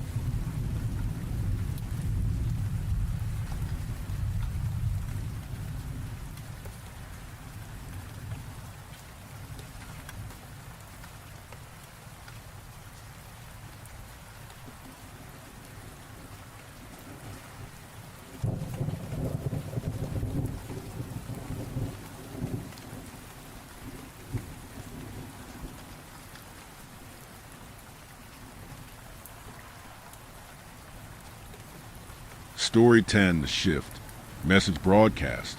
All my life, I've been filled with thoughts of inadequacies. Everything I had ever done was neither worth any praise nor so bad that it warranted the thoughts of depression I had felt my entire life. Yet after so many years of mediocrity, it had eroded my confidence down to a fine grit. I had tried medications and therapy, which helped for a little while, but the thoughts always crept back into my mind. So, when an online email came to me promising to change my life, I paused before checking it off with the rest of the spam that had made it through the filter. I opened it up to see what the sender was selling. Asterisk confidential, one-time process. Change your way of thinking. We are testing an experimental procedure and looking for volunteers to try out a breakthrough in the field of mental health. Asterisk. Underneath was an address just a few hours' drive away. What did I have to lose? I drove in silence through the miles of unending pavement and trees. I had stopped pretending like music did anything to drown out my thoughts. All it did was warp the words into my own personal taunts and accusations. Silence was at least my own thoughts by themselves. No added percussions to turn my self-doubt into a catchy theme song. Pretty soon, I'm sure I'd be reduced to a husk of a person, smiling at everyone on the outside while behind a mask, fighting the endless barrage of insults only I could hear. I looked at myself in my rear-view mirror. My hollow, sunken eyes reflected how I felt inside, just a passenger in a borrowed body. Finally, I pulled into the parking lot of the old building. I could barely see through my fog windshield. Part of the foundation sank into the ground, as if the earth was trying to reclaim the stolen rock. It looked abandoned, covered in ivy and cracks, both wrapping the building like gift wrap made of decay. I thought about turning around. I looked at the address on my phone's cracked screen and compared it to the shadows of the numbers on the building, which had long since fallen off. This was it. Are you here for the procedure? A calm, emotionless voice startled me. She was wearing a black parka and a knit cap pulled low. She hadn't made a sound, as if she had just appeared behind me. Why, yeah, I stammered, fiddling with the broken zipper of my thin jacket. It did little to protect me against the harsh gusts of icy air. She tilted her head quizzically as if studying me, then asked, "What for?" The question caught me off guard. What for? I repeated, "What are you hoping to get out of it?" She pressed. I hesitated nervously. I don't know. Purpose, maybe? I want to be useful again. She nodded, as if I'd answered correctly. Dr. Redacted Carter. She replied confidently as she walked past me. Follow me. She moved ahead confidently, closing the distance between her and the dilapidated structure. Her boots crunched the packed snow. I'm Elijah. I said, Elijah, redacted. I followed. The door strained and groaned as she swung the heavy metal open. She led me down a white, sterile hallway with blinding white fluorescent lights that made me dizzy just looking at them. It was warm inside, like a sudden fever had taken over me. The inside was jarringly different from the outside. 1 minute, the world had been trying to reclaim the building, and the next, it was clean and pristine, almost like it had been waiting for me. She opened another door that led to another sterile room. Dr. Carter gestured to the padded recliner in the center of the room. Everything around it was clinical and polished. Again, white walls and more of that fluorescent light. Beside the chair was a small machine on wheels. Lights blinked intermittently next to the monitor. "Please," she said. It sounded professional, but rehearsed, like she had said it 1,000 times before. I sat down awkwardly. The vinyl was warm against my back, and somehow I still felt uneasy. I told myself that it was just because it reminded me of a dentist's office. Maybe this place had been repurposed. There was a faint chemical smell in the air. Cleaning supplies, perhaps. She took a seat on the rolling chair, pulled up to the monitor, and began typing. "So, when was the last time you felt like yourself?" She asked sharply. I hesitated. I don't know how to answer that." "That's okay. Most people don't," she typed and continued. "And do you want to be fixed or be free?" "Fixed," I answered too quickly. "Free? Maybe both." "Last one," she said, finally stopping to look at me. "Do you believe thoughts can be shared?" I blinked, staring at her piercing blue eyes. "Like telepathically?" I asked. "Not necessarily. Shared, understood, merged, distributed." Her words were strange, yet they made sense. "I think so," I replied. "I mean, even strangers can think the same things. So maybe not like a signal, but yeah, it's possible." She smiled as if that was a response she had hoped for. She handed me a small elastic headband fitted with wires and metal contact points. "Please put this on," she offered. I slipped it over my head. Cold metal beads pressed against my temples. "You're going to sleep now," she explained, her fingers clacking across keys on the computer. "When you wake up, you'll know what to do." She hit a final key, and before I could open my mouth to ask anything else, I felt myself drift off as my vision closed in around me. The world stretched and warped, as if it were running away from me. Then nothing. My eyes opened slowly. It wasn't like I was waking up, but like my consciousness was surfacing from underwater. The first thing I noticed was the light. Patches of smoky iridescent twilight stretched up to treetops like cathedral pillars. Mist swirled around the moss-covered tree roots. I sat up slowly, my palms sinking into soft soil and rounded stones. It didn't feel cold, although it didn't feel warm either. It was like the sensation had been turned off entirely. The air smelled like moss and wet tree bark. My head felt clear. No voices clambering to whisper cruel nothings to me or narrate all my past failures on repeat. There was only the sound of still wind and the slight sway of the trees. In front of me, there was a stone path that cut through the woods, twisting and winding like a path on a game, telling you where to go. I guess that's what she meant. Can't really mess up something that's in your face like that. I took a step forward and another. My feet clacked on the stones and crunched the dying leaves underneath. This was one hell of a simulation. I walked down the gently curving path until the air suddenly felt still. The trees glitched.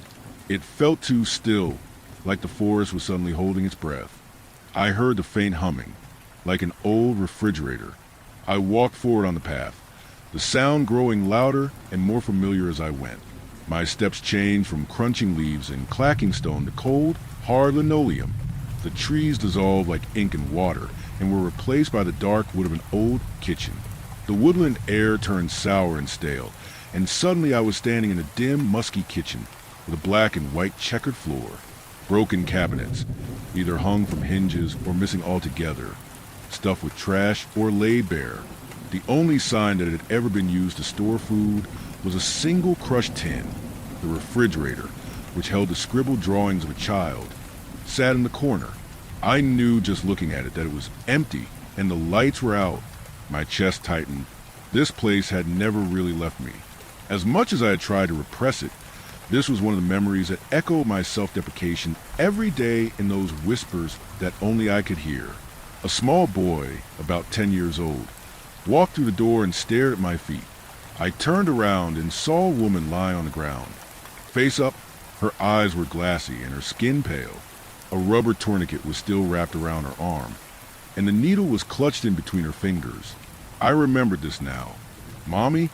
The voice of my younger self cracked. I heard tiny feet shuffle a few steps forward and stop. "Are you sleeping?" Even back then, I knew what had happened. I choked back my emotions and watched as the simulation crackled out and turned to static. My eyes were trained on the stone path of the forest floor. A screen appeared in front of me with two options. In green was accept and in red was erase. The screen sat there illuminated in front of my face. The two options slowly pulsed like a heartbeat, inviting me to make my choice. My hand twitched toward accept, reflex, not decision. I paused. This memory had hung over me for years, casting its shadow over my life like a balloon tied to my back, where I couldn't reach the string to let it loose. Now, though, someone had just handed me a pair of scissors. I remembered how her hand clutched that syringe tighter than she had ever held my hand. I remembered how cold the room felt, a chill that had followed me for the rest of my life. I remembered the stillness and the silence that followed my childish question. That silence wrapped itself around my neck like a noose and tightened any time I dared to let anyone else get close to me. That moment taught me that love was fickle and could be traded for a lighter, a baggie, and a spoon. But I also remembered the days she wasn't drowning, when she'd come home from a long day at work and wrap me up in a loving embrace that smelled like cigarettes and cheap perfume. Then she'd tickle me until I was roaring with laughter. I remembered how much she tried before she was taken over by the monsters that walked my streets every night. Those were the monsters I was afraid of the most. If I got rid of this, would I get to keep those good days? Would it just be a blank space left behind that no longer had a name? I tapped erase, and I felt the weight of that memory replaced by nothing. There was no explosion, no flash, just emptiness. In its place, I had continued the rest of my life without a mother. The grief was gone. So was the love. So was she. There was just an empty gray house in that spot, a place no one had ever lived in. I raised my head and turned the continued path. It went on for several minutes in silence, just the eternal onset of a coming evening and the rustling leaves and trees. A second glitch. The air grew still again, and as I walked, the cobbled stone turned to hard, flat pavement. The sound of rushing water below me and cars rushing past. The air smelled like exhaust in winter. There she was, Marin. I couldn't believe my eyes as I watched her leaning against the guardrail, typing on her phone. I could almost smell her strawberry perfume. She was wearing that green coat she loved. Her breath was fast as she finished tapping the keys on her phone, tears in her eyes as she finished. I instinctively reached for my pocket and felt the sharp vibration of my old flip phone. I opened the message from her. "I'm sorry I couldn't be enough for you." She climbed onto the bridge, and I ran forward. I knew what happened on this day, but I didn't want to relive it. No, Dash, I screamed. I reached out to grab her hand, but I passed right through her. She turned around, balancing herself with one hand, and paused to take one last look. I saw the sadness in her tear-streaked green eyes. God, how I miss those eyes. My old Honda screeched to a halt. Another me got out of the car, the shock of the car pulling up so abruptly threw her off balance. She had one last look of sadness in her eyes as the simulation froze. I stared up at her, the hurt and confusion imprinted like a statue of my mistakes. She was broken just like me, and in one of my breakdowns, I had let her think the worst of herself. I was never good enough for her, but I loved her too much to let her get away. Instead, I let her love me back. We were both broken. That's what made us hold on so tightly. In the end, it just made it cut that much deeper.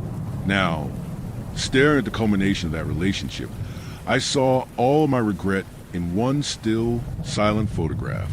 I had loved her, but I didn't know how to be loved back.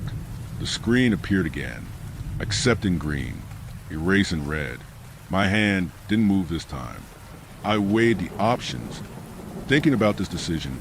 If I chose to erase it, was it mercy for her or for myself? Or was that just the coward's way out? I had held on to this pain and regret for so long. My fingers trembled between the options as I recalled the memories we had shared. I remembered late nights watching cheesy rom-coms, laughing late into the night, and waking up late for work the next day. I remembered the way she would laugh at my jokes, even the ones that weren't funny. I remembered sharing my darkest times with her head on my shoulder, and our hands wrapped up together while we shared our tears and let our past air out. Secrets we had coveted, now shared between us. I remember the fights, the times I sat stone silent, shutting her out because I didn't know how to let her in. We were two cracked mirrors trying to see ourselves in each other, cutting ourselves every time we reached out. I stared at her, frozen in time, just like this moment had left me. I wondered if she had ever forgiven me. I hoped she had, but hope was a shape I could no longer hold on to. I pressed erase. The scene glitched, and both Marin and the car vanished.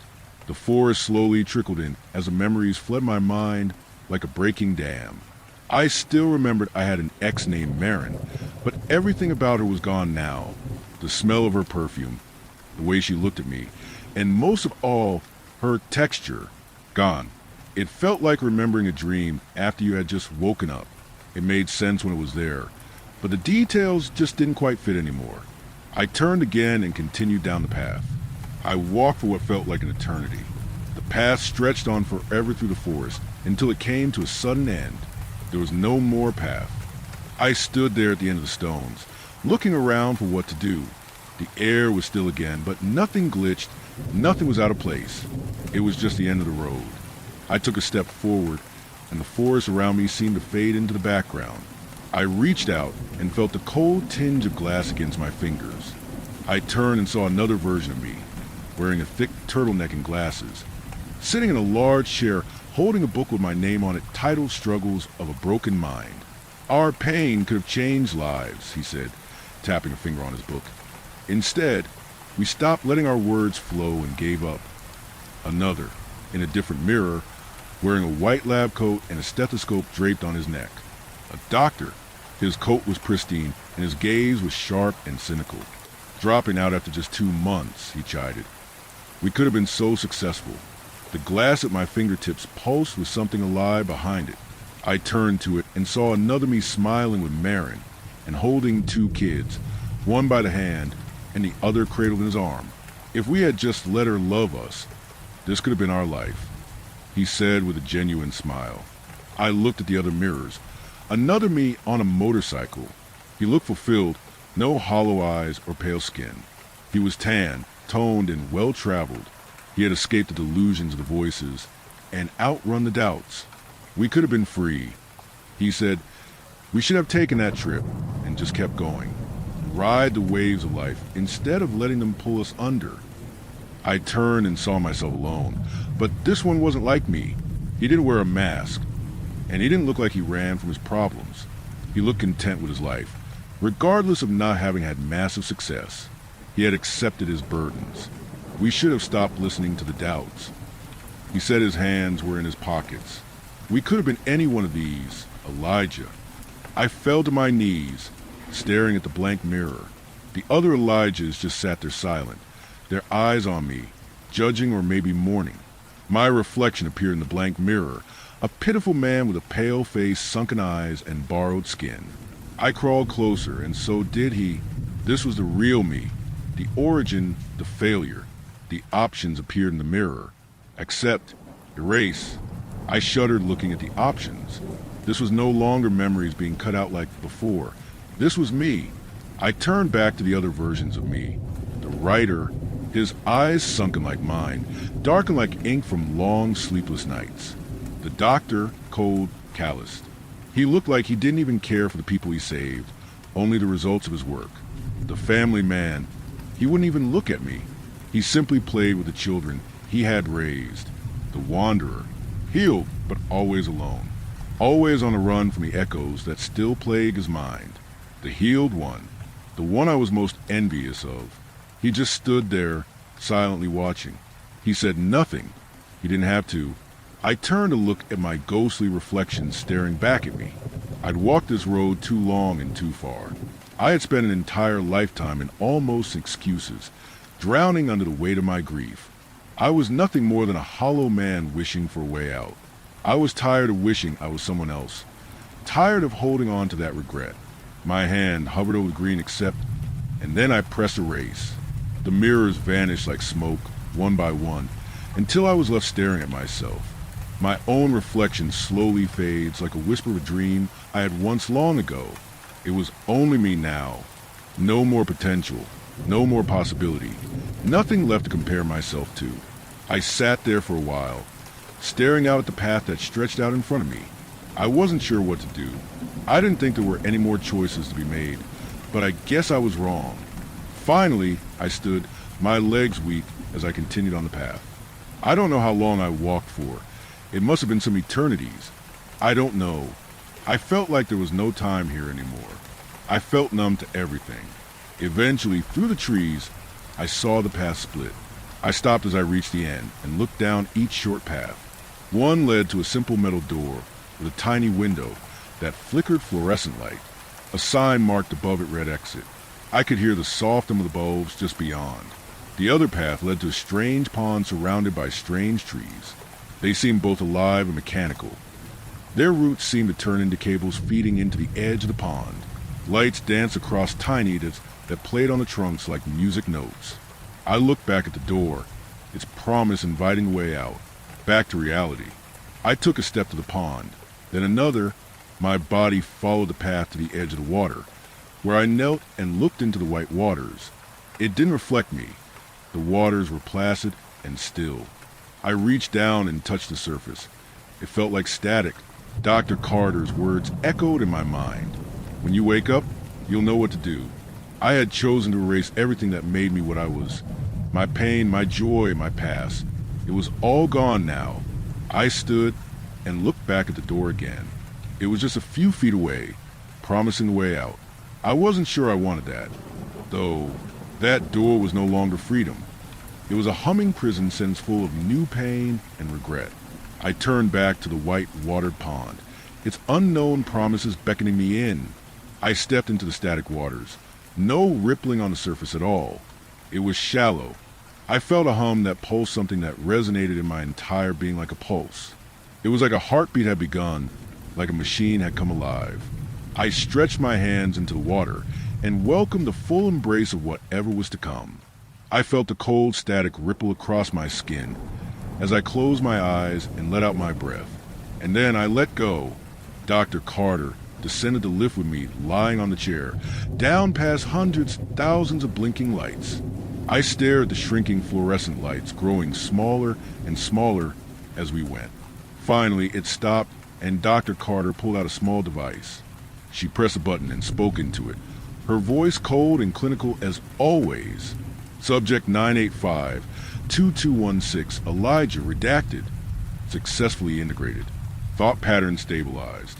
Depression resolved via cognitive transcendence. She rattled on like a report. She disconnected the wire from the computer that led to my headband and reconnected it to a slot in the wall, interfacing subject to network. She continued. Dr. Carter, I muttered, my voice frail.